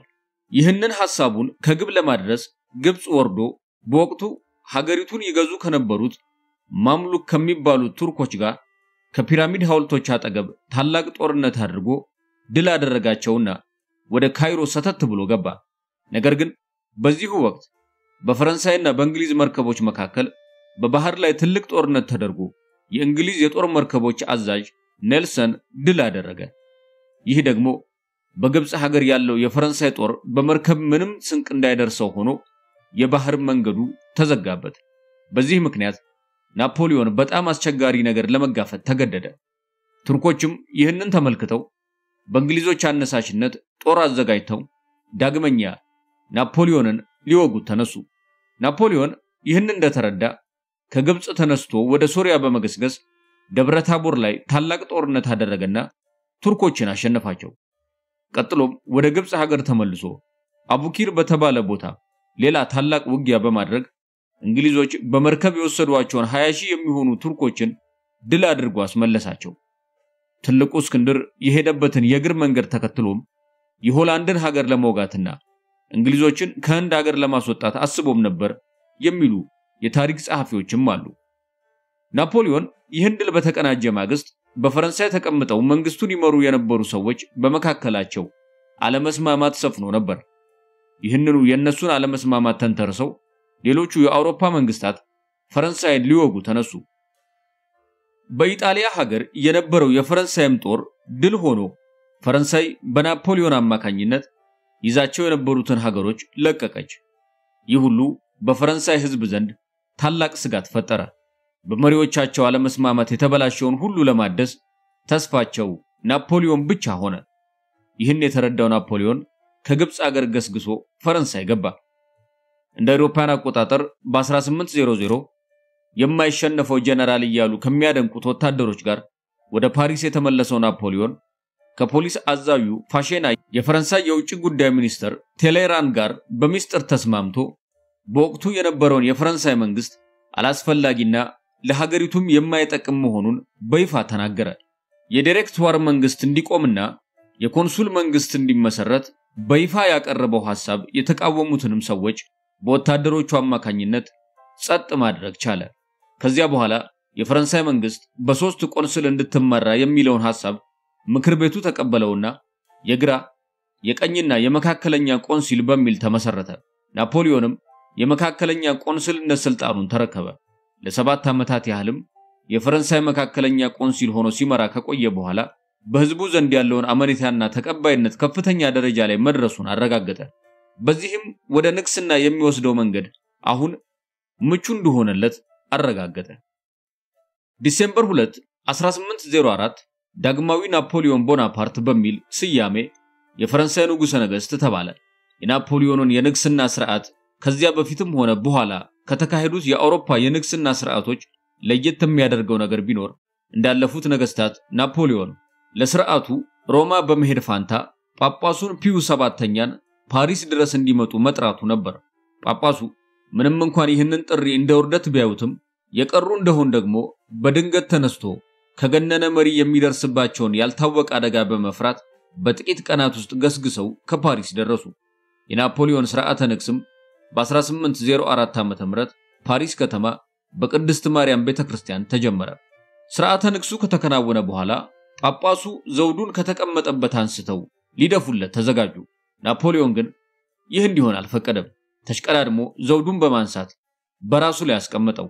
ጳጳሱ የመጀመሪያ ሀፍረታቸውን ውጠው ለባለቤቱ ለጆዜፊን ሊደፉ ወደ ዘውዱ ተጠጉ። አሁንም ተሽቀዳድሞ አነሳውና በራሷ ላይ ደፋላት። በዚህ ድፍረቱ ናፖሊዮን በዚያ የታደመውን ሰው ሁሉ ሲያስገርም በጳጳሱ ላይ በደረሰው ውርደት ደግሞ ተሸማቀቀ። በዚያን ቀን ናፖሊዮን ለ14 ታማኝ ጀነራሎቹ በወታደራዊ ሹመት ከፍተኛ የሚባለውን የማርሻልነት ማዕረግ ሰጣቸው። በአመት የሚያገኙት ገቢም እስከ 1 ሚሊዮን ፍራንክ እንዲደርስ ወሰነ። ናፖሊዮን ከንግስናው በኋላ ከጦርነት በስተቀር የሚጠመድበት ሌላ ስራ ያጣ ሰው ሆነ። የማየት ችሎታዬም ሆነ የመረዳት ብርታቴ ዕለት ዕለት እየደከመ እንደሚሄድ ይሰማኛል። የመስራት ኃይሌ ግን ፈጽሞ አይደክምም እያለ የመስራት ኃይሉን በጦርነት እሳት ይፈተነው ጀመር። አንድ ቀን ጳጳሱ በጦርነት ምክንያት የብዙዎች መሞት ወደ አስከፊ መጨረሻ ሊወስደው እንደሚችል የተነገረው ናፖሊዮን 50,000 የዚህ ሀገር ወታደር በአንድ ቀን ቢረግፍ ለሞቱት ወታደሮች አለቅስላቸው ይሆናል። ነገር ግን ከምንም ነገር በላይ ፖለቲካዊ ፍላጎት እንደሚቀድም ደግሞ ማንም ሊያውቀው ይገባል አላቸው። ናፖሊዮን ንግስናውን ተከትሎ ኃያል ጦር በአውሮፓ የማቋቋም ህልሙን ተግባራዊ ማድረግ ጀመረ። ከዚህ ተግባሩ ጎን ለጎን የእንግሊዝን ጦር ለማሸነፍ ያደረገው ሙከራ በእንግሊዙ የጦር አዛዥ አድሚራል ሆራቲዮ ኔልሰን ሲከሽፍ ድንገተኛ ወረራ ለማድረግ በሚስጥር ማቀዱን ያዘ። ለዚሁ ወረራ በሚስጥር ያዘጋጃቸው 200,000 ወታደሮች በኦስትሪያ በኩል በመላክ የመጀመሪያ ወረራውን ፈጸመ። በዚያ ጦርነት በለስ የቀናው ናፖሊዮን ወደ ቪየና የሚወስድ መንገድ እንደተጠረገለት ሲመለከት ግስጋሴውን አፋጠነ። ናፖሊዮን ቪየና ብሎ መጣ። ቪየና ከመድረስም የሚያግደው ኃይል የለም አለ። ይህም ድል እግረ መንገዱ የጀርመንና የጣሊያን ይዞታውን አረጋገጠለት። ከዚያ ድል በኋላ ናፖሊዮን ፊቱን ወደ እንግሊዝ አዞረ። ይሁንና ከእንግሊዝ ጋር ፊት ለፊት ተጋፍጦ መዋጋት እንደማያዋጣው ግን ገብቶታል። እናም እንግሊዝን በኢኮኖሚ ለማድቀቅ ተነሳ። የተቆጣጠራቸውን የአውሮፓ ሀገራት በሙሉ ከእንግሊዝ ጋር ምንም አይነት ኢኮኖሚያዊ ግንኙነት እንዳያደርጉ አዘዘ። ይሁንና ይህ ትዕዛዝ አንዳንድ ሀገራት የራሳቸውንም ኢኮኖሚ የሚጎዳ ሆኖ በማግኘታቸው ሊቀበሉት ፈቃደኛ አልሆኑም። ከነዚህ ሀገራት ዋነኞቹም ፖርቹጋል ነበረች። በወቅቱ ናፖሊዮን የፈረንሳይ አጋር ከነበረችው ከስፔን ጋር ተነጋግሮ ጦሩን ወደ ስፔን በመላክ በዚያ በኩል የፖርቹጋልን መንግስት ገለበጠ። ፖርቹጋል በፈረንሳይ መንግስት ስር መውደቋንም አስታወቃት።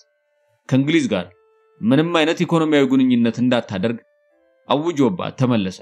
እግረ መንገዱን በስፔን በኩል ሲመለስ ፖርቹጋልን ለመጣል የተባበሩትን የስፔን ንጉስ ቻርልስ አራተኛን ከመንበረ ስልጣናቸው አውርዶ ወንድሙን ጆሴፍ ቦናፓርትን ዙፋን ላይ ያስቀመጠው። ይሁንና ይህን የናፖሊዮንን ድርጊት የስፔን ህዝብ የተቀበለው በታላቅ አመጽ ሆነ። አመጹ ለ6 ዓመታት ያህል የቀጠለ ሲሆን ናፖሊዮንም 200,000 ያህል ወታደሩን ለማጣት ዳረገው። በፈረንሳይም ዘንድ የደረሰውን ይህንን ወታደራዊ ኪሳራ ለማሰብም እስከዛሬ አመጹ የስፓኒሽ አልሰር ተብሎ ይጠራል። በፈረንሳይ ጦር ላይ ሁኔታው እየከፋ መምጣቱ የታወቀው የስፔን አመፀኛ ጦር በይለን በተባለችው ቦታ ድል አስመዘገበ። በዚሁ ድል የፈረንሳይ ጦር ክፉኛ መመታቱ ደግሞ እንግሊዝ ጦሯን በስፔንና በፖርቹጋል እንድታሰፍር በር ከፈተላት። ይህንን ተከትሎ የጦሩን መሸነፍ የሰማው ናፖሊዮን በራሱ የሚመራ ጦር በመያዝ ወደ ስፔን ገሰገሰ። በዚያም የስፔንን ጦር በቀላሉ ድል በማድረግ የእንግሊዝን ጦር ኮሩናስ ከተባለችው የሜዲትራኒያን ደሴት ድረስ በመርከብ እንዲሸሽ አደረገው። ይህ ድል ግን ለኦስትሪያ አሁንም ሙሉ ለሙሉ ተገዥነቷን ያረጋገጠ አልነበረም። ናፖሊዮን ኦስትሪያን በስሩ ባደረገ ማግስት እህቱን ካሮሊንን ንግስት አደረጋት። በ1809 የቪየና ወታደሮች በናፖሊዮን ላይ በማመጽ ከእንግሊዝ ጋር ዳግመኛ መወገናቸውን አስታወቁ። በዚህ ድርጊት የተገረሙት ግን ከማንም በላይ ፈረንሳውያኑ ነበሩ። የዚህ ምክንያቱ ደግሞ ከአመጹ ደጋፊዎች መካከል የናፖሊዮን እህት ካሮሊን አንዷ መሆኗ ነው። ይሁንና ታማኝ የጦር አለቃውን ማርሻል ሚሼኔን ወደዚያው በመላክ ድል መታቸውና ዳግሚያ ገዥነቱን አረጋገጠ። ይሁንና አመጹ ሊበርድ አልቻለም። የዚህ አመጽ ዋነኛው መንስኤዎች እንግሊዞች መሆናቸውን የተገነዘበው ናፖሊዮን እነሱን ለመምታት አስቀድሞ ሰላምን በዘዴ መፍጠር ይገባል ብሎ አመነ። በዚሁ መሰረት ሚስቱን ጆዜፊንን በመፍታት የኦስትሪያን ንጉስ ልጅ ማሪ ሉዊዝን አገባ። ይህ ጋብቻ ናፖሊዮን በህይወቱ ከፈጸማቸው ስህተቶች አንዱ ተደርጎ ይጠቀሳል። ናፖሊዮን ከመንገሱ ጀምሮ ፍርሃትና ስጋት ያደረባቸው የአውሮፓ ነገስታት በአመቱ በእንግሊዝ አነሳሽነት መስኮብና ነምሳን አስተባብረው ተነሱበት። በዚህም ምክንያት የናፖሊዮን ጦርና የነምሳ ንጉሰ ነገስት ቀዳማዊ ፍራንሷን የመስኮብ ንጉሰ ነገስት ቀዳማዊ እስክንድር ጦር ሰራዊቶች ስቴርሊትዝ በሚባለው ቦታ ታላቅ ጦርነት አድርገው ናፖሊዮን ድል ነሳቸው። ይህ ጦርነት ናፖሊዮን በዘመኑ ካደረጋቸው ጦርነቶች ሁሉ ታላቅ የሚባለው እንደሆነ በታሪክ ሰፍሮ ይገኛል። ከዚህ ድል በኋላ ናፖሊዮን በአውሮፓ የፈቀደውን ቢሰራ ሊከለከለው የሚችል መንግስትም ሆነ ኃይል እንደሌለ ግልጽ ሆነ። በወቅቱ የእንግሊዝ ጠቅላይ ሚኒስትር የነበረው ፒት ስቴርሊትዝ የናፖሊዮንን ድል ማድረግ ሲሰማ ከእንግዲህ የአውሮፓ ካርታ እስከ 10 ዓመት አያገለግልምና ጠቅልላችሁ አስቀምጡት በማለት ተናግሯል ይባላል። ለናፖሊዮን ከዚያ በኋላ ሌላ ፈተና የሆነበት የጀርመን ጦር ነበር። በተለይ የታላቁ ፍሬድሪክን ጀግንነት ከማድነቁም ባሻገር ምስሉን በጽህፈት ቤት አስቀርጾ ያስቀመጠው የጀግና ተምሳሌቱ ነበር። ምንም እንኳን ታላቁ ፍሬድሪክ ቢሞትም እሱ ያቋቋመው ሰራዊት አሁንም ጠንካራነቱን ናፖሊዮን ያምን ስለነበር ጦርነቱ ስጋት ላይ ጥሎት ነበር። ነገር ግን አሁንም በረቀቀ ዘዴው ተጠቅሞ የጀርመንን ጦር ድል በመምታት በጥቂት ቀናት ውጊያ ከበርሊን ከተማ ገባ። ከዚያ በኋላ የአውሮፓን ነገስታት ኃይል መጥኖ ስላወቀ እስከ ህይወቱ መጨረሻ የተከተለው ሐሳብ በመንፈሱ ውስጥ ሰረጸ። ይሄውም በብዙ ነገስታት ተከፋፍለው በብዙ ልዩ ልዩ ባህልና ጠባይ ተለያይተው የሚኖሩት የአውሮፓ ሀገሮች በአንድ ንጉሠ ነገስት ስር አድርጎ በአንድ አይነት ባህልና ጠባይ ተዋህደው እንዲኖሩ ማሰቡ ነው። በዚህም የውስጥና የውጭ ጠላቶቹ በተነሱበት ቁጥር እየቀደመ መንገድ ይዘጋባቸው ጀመር። ከተራ ጀነራልነት ወደ ቆንሲልነት፣ ከቆንሲልነት ወደ ንጉሠ ነገስትነት እያደገ በሄደ መጠን ጠላቶቹን ለማጥፋት የተሻለው አማራጭ አውሮፓን አንድ መንግስት አድርጎ መግዛት ነው ሲል ወሰነ። ይሁንና ይህን ውሳኔውን ያመከነ ሥራ የፈጸመው ደግሞ ራሱ መሆኑን ቆይቶም ቢሆን ህሊናው አምኖበታል። በመጀመሪያ የደከመበትን መንግስት አለወራሽ ሲቀር ስለታየው የረጅም ዓመታት የሐሳቡን ተጋሪና አፍቃሪው የነበረችውን ሚስቱን ጆዜፊናን በመፍታት የነምሳ ንጉሠ ነገስት ልጅ የነበረችውን ማሪ ሉዊዝን ማግባቱ ነበር። ማሪ ሉዊዝ ከናፖሊዮን ጋር ባሳለፈችው ትዳር ሁሉ ለሱ ፈጽሞ ፍቅር ያልነበራትና ቢቻላትም ውድቀቱን ከአጠገቡ ሆና ለማየት የምትመኝ ሴት ነበረች። ናፖሊዮን ከዚያ ሲቀጥል የፈጸመው ስህተት ከሷ የወለደውን ልጁን ገና በ2 ዓመት የህፃንነት ዕድሜው የሮማ ንጉሠ ነገስት ማድረጉ ነበር።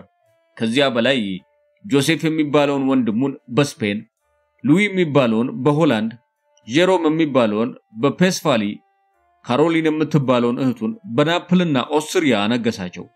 ነገር ግን ሁሉም ችሎታቸውና ጠባያቸው ከተሰጣቸው ከፍተኛ ማዕረግ ጋር ሳይመጣጠን በመቅረቱ እሱን በመርዳት ፋንታ ችግር ይፈጥሩበት ጀመር። በመጨረሻው የፈተና ሰዓት እንኳን ለሱ መጥፊያውን ያበጁለት እነሱ ነበሩ ይባላል። ይህንን ጉዳይ በጸጸት ያስተዋለው ናፖሊዮንም እኔ የተወለድኩት በድህነት ውስጥ ነው፣ ወንድሞቼም የተወለዱት እንደኔው መጨረሻ በሆነ ድህነት ውስጥ ነው። እኔ በስራዬ ትልቅነትን አገኘሁ፣ እነሱ ግን ሲወለዱ ከነበሩበት ቦታ አልተንቀሳቀሱም አለ። ናፖሊዮን ከቄሳርና እስክንድር የበለጠ ጦረኛ ነበር የሚሉ አሉ። በእርግጥም ድል አድራጊነቱንና ለዓመታት የገዛትን አውሮፓን ለተመለከተ እንዲህ ቢሉት አይበዛበትም። የኢጣሊያ፣ የሆላንድ፣ የስፔንና የስዊስ ሀገሮች በሱ እጅ ነበሩ። እንዲያውም በአንድ ወቅት 25 የሚሆኑ የአውሮፓ ነገስታትና መሳፍንት ከናፖሊዮን ቤተመንግስት ይሰበሰቡ እንደነበር በታሪክ ሲጠቀስ ይህም በአውሮፓ ሙሉ ስልጣኑን ማሳየቱን የሚያስመሰክር ነበር ይላሉ። ይህንኑ እውነታ የምታጎላ አንድ ወግ አለች። አንድ ቀን ናፖሊዮን የእልፍኝ አስከልካዩን ጠርቶ ሳይቀርብ ስለዘገየበት በቁጣ በመንደድ በሩን ከፍቶ ሲወጣ የእልፍኝ አስከልካዩ እየገሰገሰ ሲመጣ ተመለከተው። እስካሁን ምን ስትሰራ ነበር በማለት በቁጣ ፈጠጠበት። የእልፍኝ አስከልካዩም የንጉሶቹ ግፊያ መንገዱን ዘግቶብኝ ማለፊያ ጥቼ ነው በማለት ናፖሊዮንን አስቆት ቁጣውን አብርዶታል። ናፖሊዮን በዘመኑ የተቀናጀው ኃያልነት እስከምን ድረስ እንደነበር ሌላው ማሳያ ተደርጎ የሚጠቀሰው ደግሞ ትዕዛዜን አላከበሩም ያላቸው የሮማውን ሊቀ ጳጳስ እስረኛ አድርጎ ማስቀመጡ ነበር። አንድ ቀን ደግሞ ናፖሊዮን በቤተ መንግስቱ ግብዣ አድርጎ በግብዣው ላይ የነምሳ መንግስት የውጭ ጉዳይ ሚኒስትር ሜተርኒኪ፣ የናፕል ንጉስ ሚራ፣ ሁለቱ የናፖሊዮን ወንድሞች የሆኑት የወስፋሊ ንጉስ ጄሮምና የሆላንድ ንጉስ ሉዊ ተቀምጠው ነበር። የአሳ ጥብስ እንዲቀርብላቸው ተጋባዦቹ ሲጠብቁ አሳላፊው ስለዘገየ ናፖሊዮን ተቆጥቶ የናፕል ንጉስ አሳላፊው በምን ምክንያት እንደዘገየ ሄደ አይተህ የአሳ ጥብሱን ይዘህና ሲል አዘዘው። ንጉስ ሚራም ተነስቶ ሄደ። እሱም ግን ሳይመለስ ስለቆየ የዌስፋሊ ንጉስ የናፕል ንጉስ ምን ሆኖ እንደቀረ ሄደ ተመልከት ብሎ ጄሮምን አዘዘው። ንጉስ ጄሮምም እንዲሁ አልተመለሰም። ሁለቱም ነገስታት በመዘገየታቸው ናፖሊዮን ተቆጥቶ የሆላንዱን ንጉስ ሉዊን ሊልከው ሲዘጋጅ ጄሮምና ሚራ የአሳውን ጥብስ ይዘው መጡ። የነምሳ የውጭ ጉዳይ ሚኒስትር ሜትርኒክ በኋላ ይህንን ነገር ለወዳጆቹ ሲያጫውት በዚያ ወቅት ናፖሊዮን ከፍ ባለ ያዛዥነት ግርማና ኃይል ይህንን ትዕዛዝ ሲሰጥ መመልከቴ በአውሮፓ የፈለገውን ማድረግ እንደሚችል ቀላል ማረጋገጫ ሆኖልኝ ነበር ብሏል። ኮንት ደናርቦን የተባለ አማካሪውን ደግሞ አንድ ቀን ናፖሊዮን ጠርቶ ሰዎች እኔን ምን ይሉኛል በማለት ጠየቀው። ናርቦንም ግማሾቹ አምላክ ነው ይሉሃል፣ ግማሾቹም ሰይጣን ነው ይሉሃል፣ የሆነው ሆኖ በፍጥረቱ ሰው ነህ የሚልህ ግን የለም ሲል መለሰለት። ለበርካታ ዓመታት ተደጋጋሚ የጦርነት እሳት የቀመሰው የፈረንሳይ ህዝብ መሰልቸት ጀመረ። የአውሮፓም ህዝቦች የንግድ ስራቸው ስለተበላሸ በናፖሊዮን ላይ ጥላቻቸው ውሎ እያደረ ባሰ። በርካታ መንግስታትም የናፖሊዮን ኃያል መሆን እረፍት የሚነሳ ፍርሃትና ስጋት ስላሳደረባቸው እሱን ማስወገድ አማራጭ የሌለው ጉዳይ አደረጉት።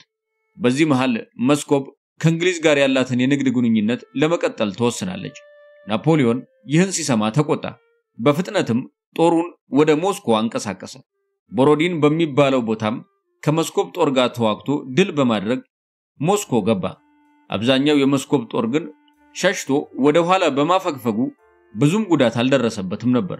ናፖሊዮን የሞስኮ ከተማን ከተቆጣጠረ በኋላ የእርቅ ሐሳብ ያቀርቡልኛል በማለት ቢጠብቅም ተስፋ እንዳደረገው ሳይሆን ቀርቶ የብርድ ወራት በመጀመሩ ወደ ፈረንሳይ መመለስ ግድ ሆነበት። በዚሁ የመልስ ጉዞ አብዛኛው ወታደሩ በብርድ አለቀ። የመስኮብ ወታደሮችም በተመቸ ቦታ እየጠበቁ ይወጓቸው ስለነበር በናፖሊዮን ወታደሮች ላይ ከፍተኛ ጉዳት ደረሰ። ጀርመኖችና ስዊድኖችም እየተባበሩ ጦርነት በማስነሳታቸው በጦር ኃይሉ ላይ ከፍተኛ መዳከም መጣበት። ከዚያ በላይ የናፖሊዮን ጀነራሎች በየቦታው መሸነፋቸውን ምክንያት አድርገው አዲስ ምክር አመጡ። ናፖሊዮንን ከንግስናው በመሻር ፓሪስን ለመቆጣጠር ወሰኑ። ናፖሊዮንም መንግስቱን ለቆ ኤልብ በምትባል ደሴት ላይ 400 ሰዎች ይዞ እንደ እስረኛ ሳይሆን እንደ ንጉስ እንዲኖር ተፈቀደለት። ናፖሊዮን መንግስቱን ከለቀቀ በኋላ ከፈረንሳይ አብዮት በፊት ከቡርቦን ንጉሳዊ ዘር ትውልዱ የሆነው ሉዊ 18ኛን የጦር ጓደኞቹ እንዲነግስ አደረጉት። ሉዊ 18ኛ ከፈረንሳይ አብዮት በኋላ በስደት በእንግሊዝ ሀገር ይኖር ነበር። ነገር ግን በንግስናው 1 ዓመት እንኳን ሳይቆይ ናፖሊዮን ከኤልብ ደሴት ወደ ፓሪስ ግስጋሴ መጀመሩን ሰማ።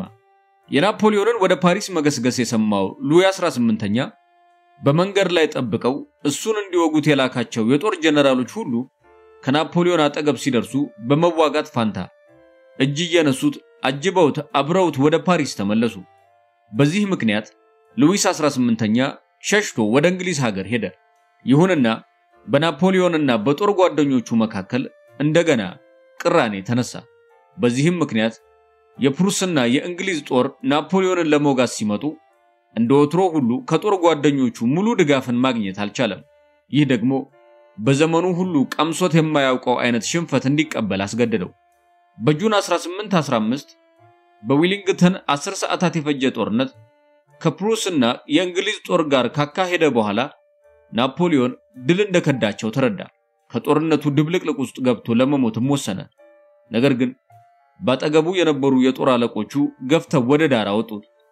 በጦርነቱ ማብቂያም በምርኮ እስረኛ ሆኖ በእንግሊዞች እጅ ገባ። ቅድስት ሌኒ በምትባል ደሴት ላይ በምርኮ ወስደውት ለ6 ዓመታት በዚያ ታስሮ እንዲኖር ተወሰነ። እነሆ አውሮፓን በዘመኑ ወደር በሌለው ጀግንነት ድል እየመታ ጠቅልሎ የገዛው ናፖሊዮን በግዞት በታሰረባት በቅድስት ሌኒ ደሴት ላይ 6 ዓመታትን ካሳለፈ በኋላ በ1821 ዓመተ ምህረት ሞተ። የመሞቱ ወሬ በፓሪስ እንደተሰማ አንድ ሰው የናፖሊዮን ወታደር ወደ ነበረ ሰው ቀርቦ ናፖሊዮን ሞተ ብሎ ነገረው። ወታደሩ ግን እየሳቀ ውሸት ነው አትመን፣ አንተ ግን እንዲያው ለነገሩ ናፖሊዮንን እንደማታውቀው አስረዳኸኝ። እኔስ በማሬንጎ በሻግራም በስትሬሊት ሲዋጋ ደህና አድርጌ አይቼዋለሁ። ናፖሊዮን አይሞትም ሲል መለሰለት። በእርግጥም ናፖሊዮን ቦናፓርት በስራው የተቀናጀው ታላቅነት በሰው ልጅ ታሪክ ውስጥ የዘላለም ስምና ዝና የተቀናጀ ሰው ለመሆን እንዳበቀው እስከዛሬ የሚጠራጠር አልተገኘም።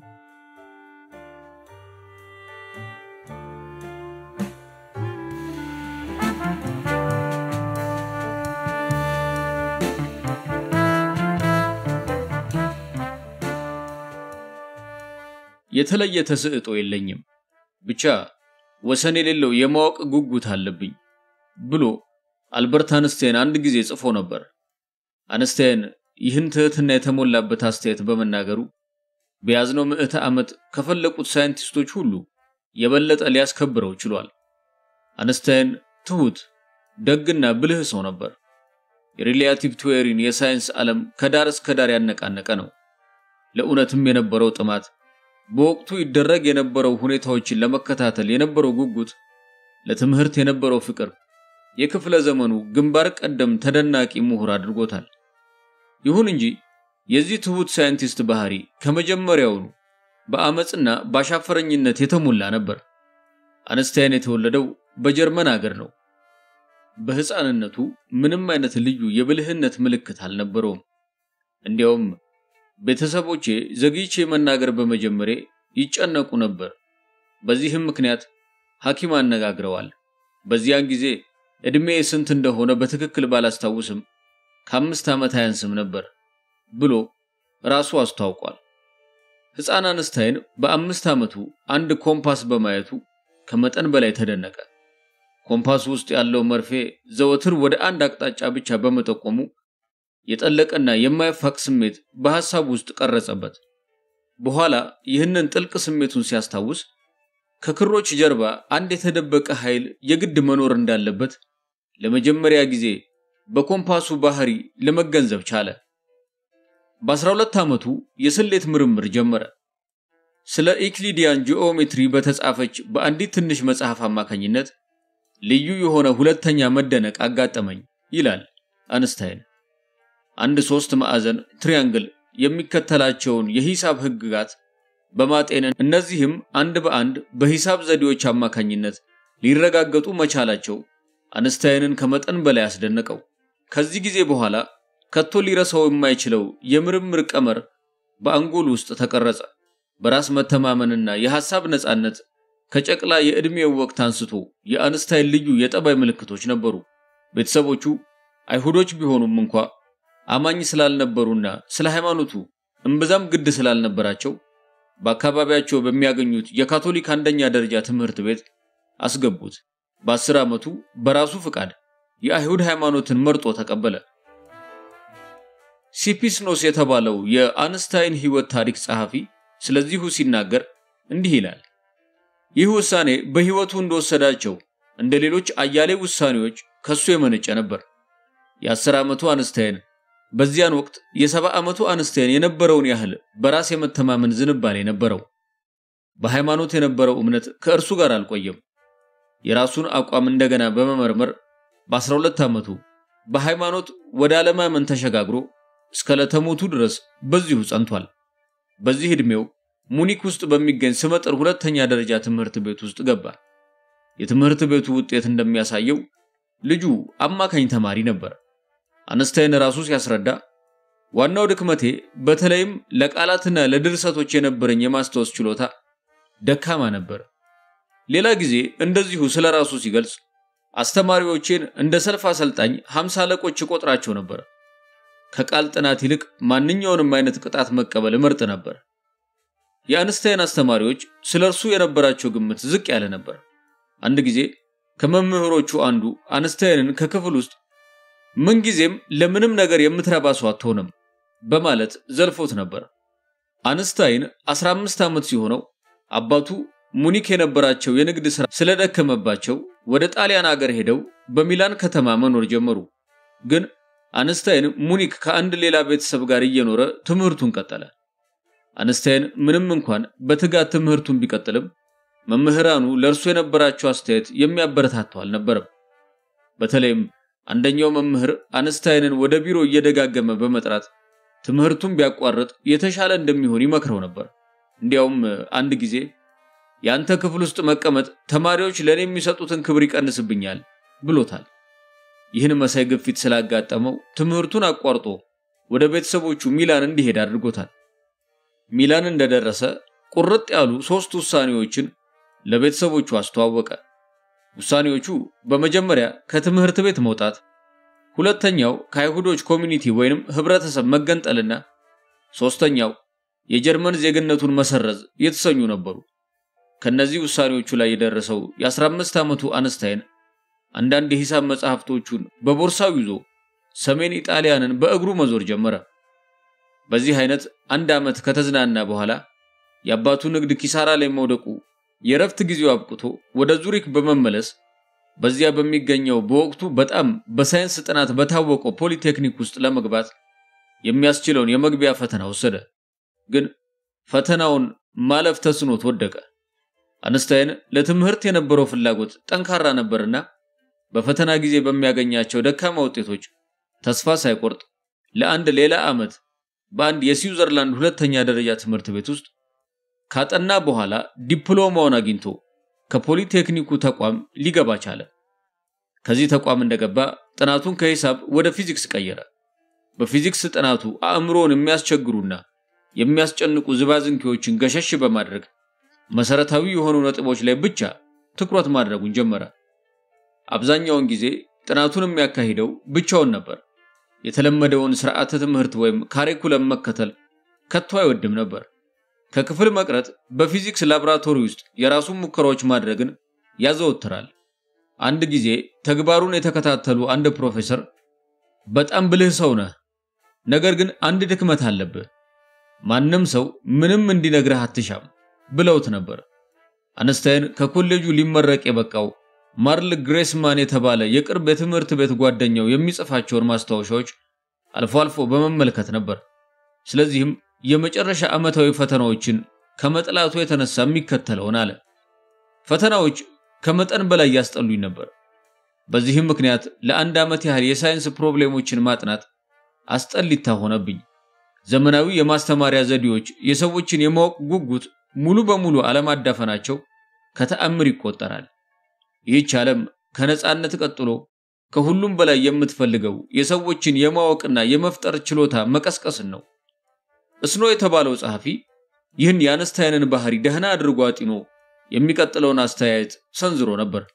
ነገር ግን ሐቁ አንስታይንን ሊያረካ የሚችል ዩኒቨርሲቲ በእነዛ ዓመታት ውስጥ አለመኖሩ ነው። አሁንም ቢሆን አንስታይንን ሊያስደስት የሚችል ዩኒቨርሲቲ መኖሩ ያጠራጥራል። በተለምዶ ከሚታወቀው በላይ አንስታይን ነፃነቱን ይሻ ነበር። አንስታይን ኮሌጅን በሚያመረቃ ውጤት ባለማለፉ ዩኒቨርሲቲው ውስጥ ረዳት መምህር ለመሆን ቢሻ አልተሳካለትም። መምህሮቹ ደህና የድጋፍ ወረቀት ሊጽፉለት ስላልፈለጉ ሌላም ስራ ማግኘት አልተቻለውም። በዚህ ምክንያት አንስታይን ፊቱን ወደ ሌላ እንዲያዞር ተገደደ። በጋዜጣ ላይ ከወጣ አንድ ማስታወቂያ በአዳሪ ትምህርት ቤት ያሉ ተማሪዎችን የሚረዳ ረዳት መምህር እንደሚፈልግ በማንበቡ ለዚሁ ስራ አመልክቶ ስራውን ጀመረ። በዚህ ስራውም ብዙ ሊቆይ አልቻለም። አንስታይን ከተማሪዎቹ ጋር በሚያደርገው ውይይት የሚሰጣቸው ትምህርት ኋላ ቀር መሆኑን ያሳምናቸዋል። ከዚህ አልፎም ለተማሪዎቹ ትምህርት ሙሉ ኃላፊነት እንዲሰጠው በመጠየቁ ወዲያውኑ በአስተዳዳሪዎቹ ከስራው ተባረረ። በዚሁ ዓመት መጨረሻ ላይ ልዩ ልዩ ስራዎች ይከታተል በነበረበት ወቅት የዶክተር ቲሲስ ስለ ቴርሞዳይናሚክስ አዘጋጅቶ ለዙሪክ ዩኒቨርሲቲ አቀረበ። የዩኒቨርሲቲው መምህራን ጥናቱ ብቁ ሆኖ ስላላገኙት ውድቅ ሆነበት። በቀጣዩ ዓመት ሁኔታዎች ለአንስታይን የተሻለ መልክ ያመለክቱ ጀመረ። ለአዲስ ግኝቶች የመታወቂያ ወረቀት በሚሰጠው በርን በሚገኘው በስዊዝ የፓተንት ቢሮ ውስጥ ባመክሮ ተቀጠረ። የሥራው መደብ የቴክኒክ አማካሪ ሲሆን በዚሁ ሥራ ላይ አንስታይን 7 ዓመት ቆይቷል። የኢኮኖሚ ሁኔታው ስለተሻሻለለት በዩኒቨርሲቲ ሳለ የሂሳብ ተማሪና 4 ዓመት ትበልጠው የነበረችውን ፍቅረኛውን ሚሌቪያ ማሪክን አግብቶ ሰላም የተሞላበት ኑሮን ጀመረ። በሥራው ላይ ተወዳጅና ቀልጣፋ መሆኑን አስመሰከረ። ከፍተኛው የአእምሮ ችሎታው ከትልልቅ ነገሮች ላይ ሆነ ከተራ ችግሮች ላይ የማያስፈልገውን አሰስገሰስ በመለየት የአንድ ጥያቄ ዋና ብልት አበጥሮ ማውጣት ጀመረ። ይህም በፓቴንት ቢሮ ውስጥ ለሚሰራ ሰው በጣም አስፈላጊ ባህሪ ነበር። ይህ ተስጦ ከቢሮ ግድግዳ አልፎ ሊሄድ የሚችል ሥራ ለመጀመር አበቃው። ስለ አንስታይን የህይወት ታሪክ የጻፈው ባኔሽ ሆፍማን ስለዚሁ ሲያወሳ አንስታይን መደበኛ ስራውን በአጭር ጊዜ ለማጠናቀቅ በቃ። ይህንንም በማድረጉ ለሂሳብ መስሪያ በቂ ትርፍ ሰዓት ስላገኘ የዕለት ስራውን ከጨረሰ በኋላ በሂሳብ ጥናቱ ይመሰጥ ጀመረ።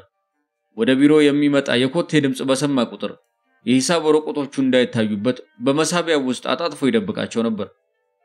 እነዚህ በልዩ ልዩ ፎርሙላዎችና ስዕሎች የተጨመላለቁ ወረቀቶች የፊዚክስ መሰረትን ከጥቂት ጊዜ በኋላ ለማናጋት በቅተዋል። ከሁሉም በላይ የፍጥነት አንጻራዊ ወይም ሪሌቲቭ ቲዮሪን አበሰሩ። ከሁሉም የሚያስገርመው ይህ ውብ ቲዮሪ በእንደዚህ አይነት የተነጠለና ብቸኛ ከሆነ ሰው መምጣቱ ነበር። አንስታይን የሳይንስ መጽሔቶችም ሆኑ መጽሐፍት አልነበሩትም። አያሌ ሳይንቲስቶች ከኩዮቻቸው ጋር አዘውትረው ሐሳብ ካልተለዋወጡ የሐሳብ ምንጫቸው ይደርቃል። ግን በአንስታይን ላይ ይህ አልሰራም። በፓቴንት ቢሮ ያገኘው ብቸኝነት አሳደገው። አብሮት በኋላ ይሰራ የነበረው ሊዮፖልድ ኢንፊልድ ይህንን ጠባዩን ሲያብራራ ለአንስታይን ብቸኝነትና በአንድ በተለየ ቦታ መኖር በጣም አንቂና አስደሳች ነው። ምክንያቱም ይህ አይነቱ ኑሮ በጣም ከሚጠላቸው አያሌ ነገሮች ነፃ ያደርገዋል። እንዲያውም ለሱ በጣም ተስማሚ የኑሮ አይነት ነው። ነገር ግን አብዛኛው ሳይንቲስቶች በዚህ አያምኑም። ለኔም የተረገመ የህይወቴ ወቅት ለረጅም ጊዜ በሳይንስ አየር ውስጥ አለመኖሬና ስለ ፊዚክስ የማናገረው ማንም ሰው ባጠገብ ያለመኖሩ ነበር ብሏል። አንስታይንና ባለቤቱ የመጀመሪያ ልጃቸውን ወለዱ። እርሱም ከ3 ዓመት የሥራ ዓለም በኋላ እንደገና የጥናት ጽሑፉን ለዩኒቨርሲቲው አቅርቦ የዶክተሬት ዲግሪውን አገኘ። እንዲሁም 4 የጥናት ጽሑፎች አዘጋጅቶ አናላንደር ፊዚክ በተባለው ታዋቂ የሳይንስ መጽሔት ላይ አሳተመ። በፊዚክስ ውስጥ እነዚህ 4 ወረቀቶች ወደር ያልነበራቸው ነበሩ። የመጀመሪያው ወረቀት ብርሃን የጥቃቅን ነገሮችን ፓርቲክልስ እንዲሁም የሞገድ ዌቭ ባህሪ እንዳለው አሳይተው ቀደም ሲል አደናግሮ የነበረውን የፎቶ ኤሌክትሪክ ክስተት በአንዳንድ ጠጠር ነገሮች ላይ ብርሃን ሲንጸባረቅ ኤሌክትሮኖች የሚፈጠሩበት ሁኔታ በሚገባ አብራራ። ሁለተኛው ጥናት የሞለኪውሎችን ባህሪና እንቅስቃሴዎች የሚተነትን ሲሆን ሶስተኛውና አራተኛው ደግሞ የሪሌቲቭን ልዩ ቲዮሪ ገሃድ የሚያወጡ ነበሩ። የአንስታይንን ወረቀት ይዞ የመጣው የአላንዳር ፊዚክስ የሳይንስ መጽሔት አጻጻፍ እንደተለመደው ሆኖ ልዩ ምልክት አልነበረውም። ሌሎች ጥናቶችና ተራ የሳይንስ ሪፖርቶች ነበሩ። እንደተለመደው በእያንዳንዱ ጥናት ስር ብዙ ጥቅሶች፣ መግለጫዎችና ቀደም ሲል የተገለጹ ሐሳቦች የተወሰዱባቸው መጽሔቶች ዝርዝር ማመሳከሪያ ሰፍሯል። ነገር ግን የአንስታይን ወረቀት ልዩ ነበር። ከስሩ ምንም አይነት የሌሎች መጽሔቶች ዝርዝር የለውም። ጠበብቶቹን አልጠቀሰም። ከግርጌ ጥቂት ማስታወሻዎች ቢኖሩም የራሱን ሐሳብ ለማብራራት ያህል የተጨመሩ ነበሩ። ሲፒስኖ ሲናገር በንጹህ ያልተበረዘ አስተሳሰብ ከሌሎች ሳይደገፍ ከዚያ ላይ የደረሰ ይመስል ነበር። በሚያስደንቅ አኳኋን ከሞላ ጎደል ይህን ነበር ያደረገው። ኒውተን ዓለምን በፍጹም ህዋና አብሶሉት ስፔስ በፍጹም ጊዜ አብሶሉት ታይም የተዋቀረ አድርጎ ተመልክቶት ነበር። ነገር ግን አንስታይን በሶስተኛው ወረቀቱ ከኒውተን ሁለንተና ዩኒቨርስ በማፈንገጥ ህዋን ጊዜንና ማተርን መሰረታዊ በሆነ አንድነት አስተሳስሮ አቆላለፋቸው። ይህም በጣም አስገራሚ ክዋኔ ነበር። የአንስታይን አይነት አርቆ አስተዋይ ለሆነ ተመልካች አንድ በከፍተኛ ፍጥነት የሚንቀሳቀስ 1 ሜትር ርዝማኔ ያለው ቁራጭ እንጨት በእንቅስቃሴ ላይ እስካለ ድረስ ቁመቱ ከ1 ሜትር ያነሰ መሆኑን ይገነዘባል። እንዲሁም ጊዜ አንጻራዊ በመሆኑ በአንድ በተሰጠ ሁኔታ 1 ሴኮንድ የሚባለው ጊዜ በሌላው ሁኔታ ሊበልጥ ሊያንስም እንደሚችል ያስረዳል። ይሁን እንጂ በየለቱ በሚያጋጥመው ፍጥነት አንስታይን ያስተዋለው ለውጥ እንብዛም ሊለካ የሚችል ለውጥ እንደማያመጣ እሙን ነው። በጥቃቅን ነገሮች ላይ ሙከራ በማድረግ አንስታይን ካላወቀው 23 ዓመት በኋላ የእርሱን ጽንሰ ሐሳብ ትክክለኝነት በላብራቶሪ ለማረጋገጥ ተችሏል። አንስታይን ባሳተመው 3 ገጽ ብቻ በነበረው አራተኛው ወረቀቱ ልዩ አንጻራዊ ቲዮሪን በማስፋት ለመጀመሪያ ጊዜ E-mc² ኤነርጂ ኢኳል ቱ ማስ ታይምስ ቬሎሲቲ ስኩዌር ኃይል መጠን ሲበዛ በፍጥነት ሲበዛ በፍጥነት ይሆናል የተባለው ግንኙነትን አበሰረ። ከ40 ዓመት በኋላ የዚህ አቻነት ኢኩዌሽን ውጤቱ የአቶሚክ ቦምብን በማስከተል ዓለምን አርበደበደ። በዚህ ወቅት ላይ አንስታይን ማተርና ኃይል የ1 ሳንቲም 2 ገጽታዎች በመሆናቸው አንዱ ወደ ሌላው ሊለወጥ ይችላል ብሏል። በአቻነቱ ውስጥ E የሚያመላክተው ክብደቱ M የሆነ ማተር ኃይል ነው። ስለዚህ ክብደቱ M ከሆነ ማተር ሊገኝ የሚችለው ኃይል mc² ሲሆን የቆመው ለብርሃን ፍጥነት ነው። የብርሃን ፍጥነት በጣም ትልቅ በመሆኑ 30 ቢሊዮን ሴንቲሜትር በሴኮንድ እና ይህንንም መልሶ በራሱ ማባዛት በጣም ብዙ የሆነ ቁጥርን ስለሚሰጥ አንድ ኢምንት የሆነ ማተር በጣም ከፍ ወዳለ ኃይል ይለወጣል ማለት ነው። አንድ ግራም ማተር ለምሳሌ ያህል ብንወስድና ሙሉ በሙሉ ወደ ኃይል ብንለውጠው 1000 ቶን የቲኤንቲ ድማሚት የሚያስከትለውን ያህል ኃይል ይሰጣል። ያለማቋረጥ ግን ህግን ተከትሎ የሚሄድን ክስተት ለመጥቀስ በፀሐይና በከዋክብት ላይ ይህ አይነቱ ለውጥ እየተካሄደ እዚህ የሚገኘው ማተር ወደ ኃይል እየተለወጠ እነሆ ዘላለማዊ በሆነ አይነት መገመት የማይቻል የኃይል መጠን እየተለቀቀ ነው። ኒኩሌር ቦምብ ደግሞ በዓለም ውስጥ የሚገኝ የማተር ወደ ኃይል የሚለውጠው የሚገኝ የማተር ወደ ኃይል የሚለወጥ በአቶም ቦምብ የሚለቀቀው ኃይል በጣም ከፍ ያለ ቢሆንም ግን ለምሳሌ በሃይድሮጅን ቦምባቸው እንደሚያሳየው ሳይሆን ሙሉ በሙሉ ወደ ኃይል የሚለወጠው ማተር መጠን ከ1% አይበልጥም። 100% ማተር ወደ ኃይል ሲለወጥ ሊከተል የሚችለው የኃይል መጠን ከዚህ ለመገመት ይቻላል። ካለምንም ጥርጥር የአንስታይን ታላቅነት ያስመሰከረበት ዓመት ነበር። ስለዚህም ይሰራበት በነበረው የፓተንት ቢሮ ውስጥ አንስታይን ወደ ሁለተኛ ደረጃ ኤክስፐርትነት ተዘዋወረ። የአንስታይን 4 ወረቀቶችን አንድ ታላቅ የፊዚክስ ምሁር በሙሉ የህይወት ጊዜ ቢያዘጋጀው እንኳን ለዘላለም ሲያስደንቁ ይኖሩ ነበር። ነገር ግን እነዚህ ወረቀቶችን አንድ በፓቴንት ቢሮ ውስጥ ጸሐፊ የነበረ ወጣት በትርፍ ጊዜው ያዘጋጃቸው መሆኑን ማወቁ ከድንቅም እጹብ ድንቅ ያደርጋቸዋል። በፊዚክስ ታሪክ ይህንን አይነት ለውጥ የታየው አንድ ጊዜ ብቻ ነው።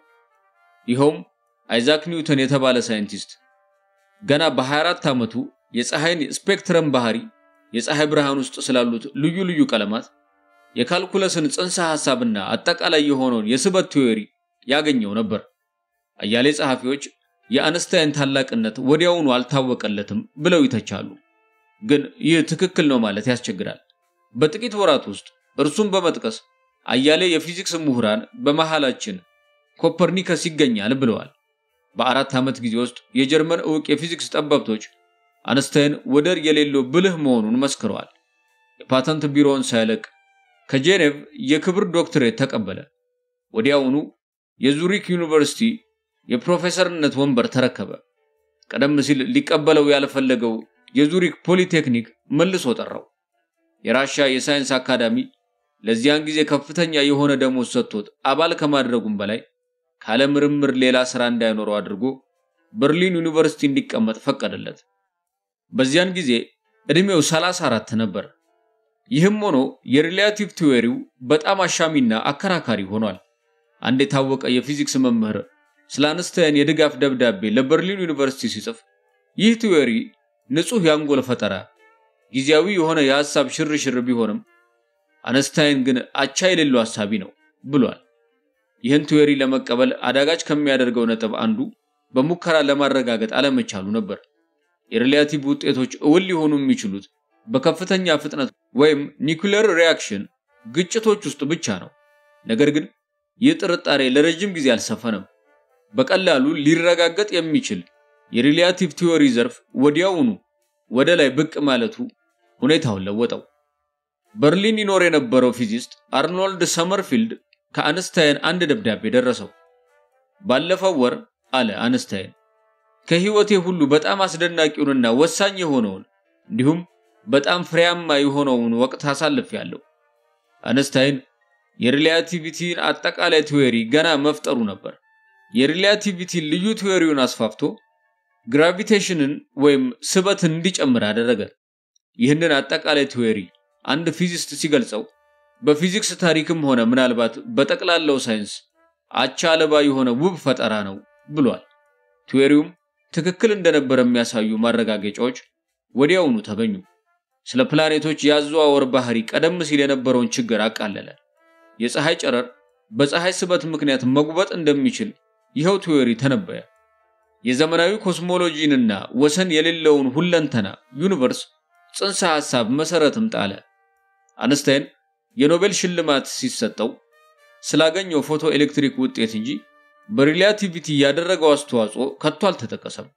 ምንም እንኳን አንዳንድ ማረጋገጫዎች በዚያ ወቅት የሪሌቲቪቲን ትክክለኝነት ቢያረጋግጡም አከራካሪነታቸው ስላከተመ የኖቤል ሰዎች በዚህ አስተዋጽኦ ሊሸልሙት አልፈለጉም። ዛሬ ግን ሪሌቲቪቲ የፊዚክስ የጀርባ አጥንት ነው። አንስታይንም የዘመናዊ ሳይንስ አስተሳሰብ አባት ነው።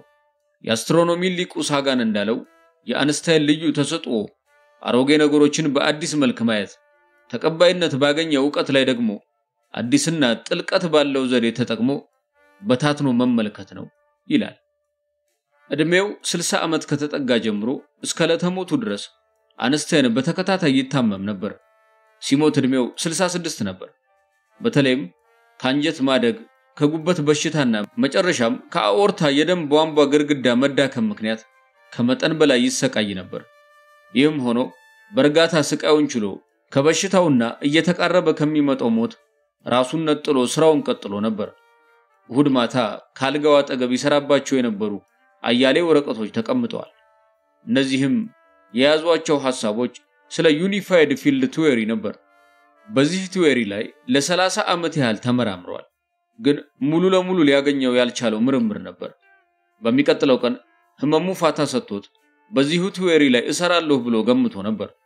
ሰኞ ጠዋት ማለዳ የአኦርታ ግድግዳው ፈንድቶ አረፈ።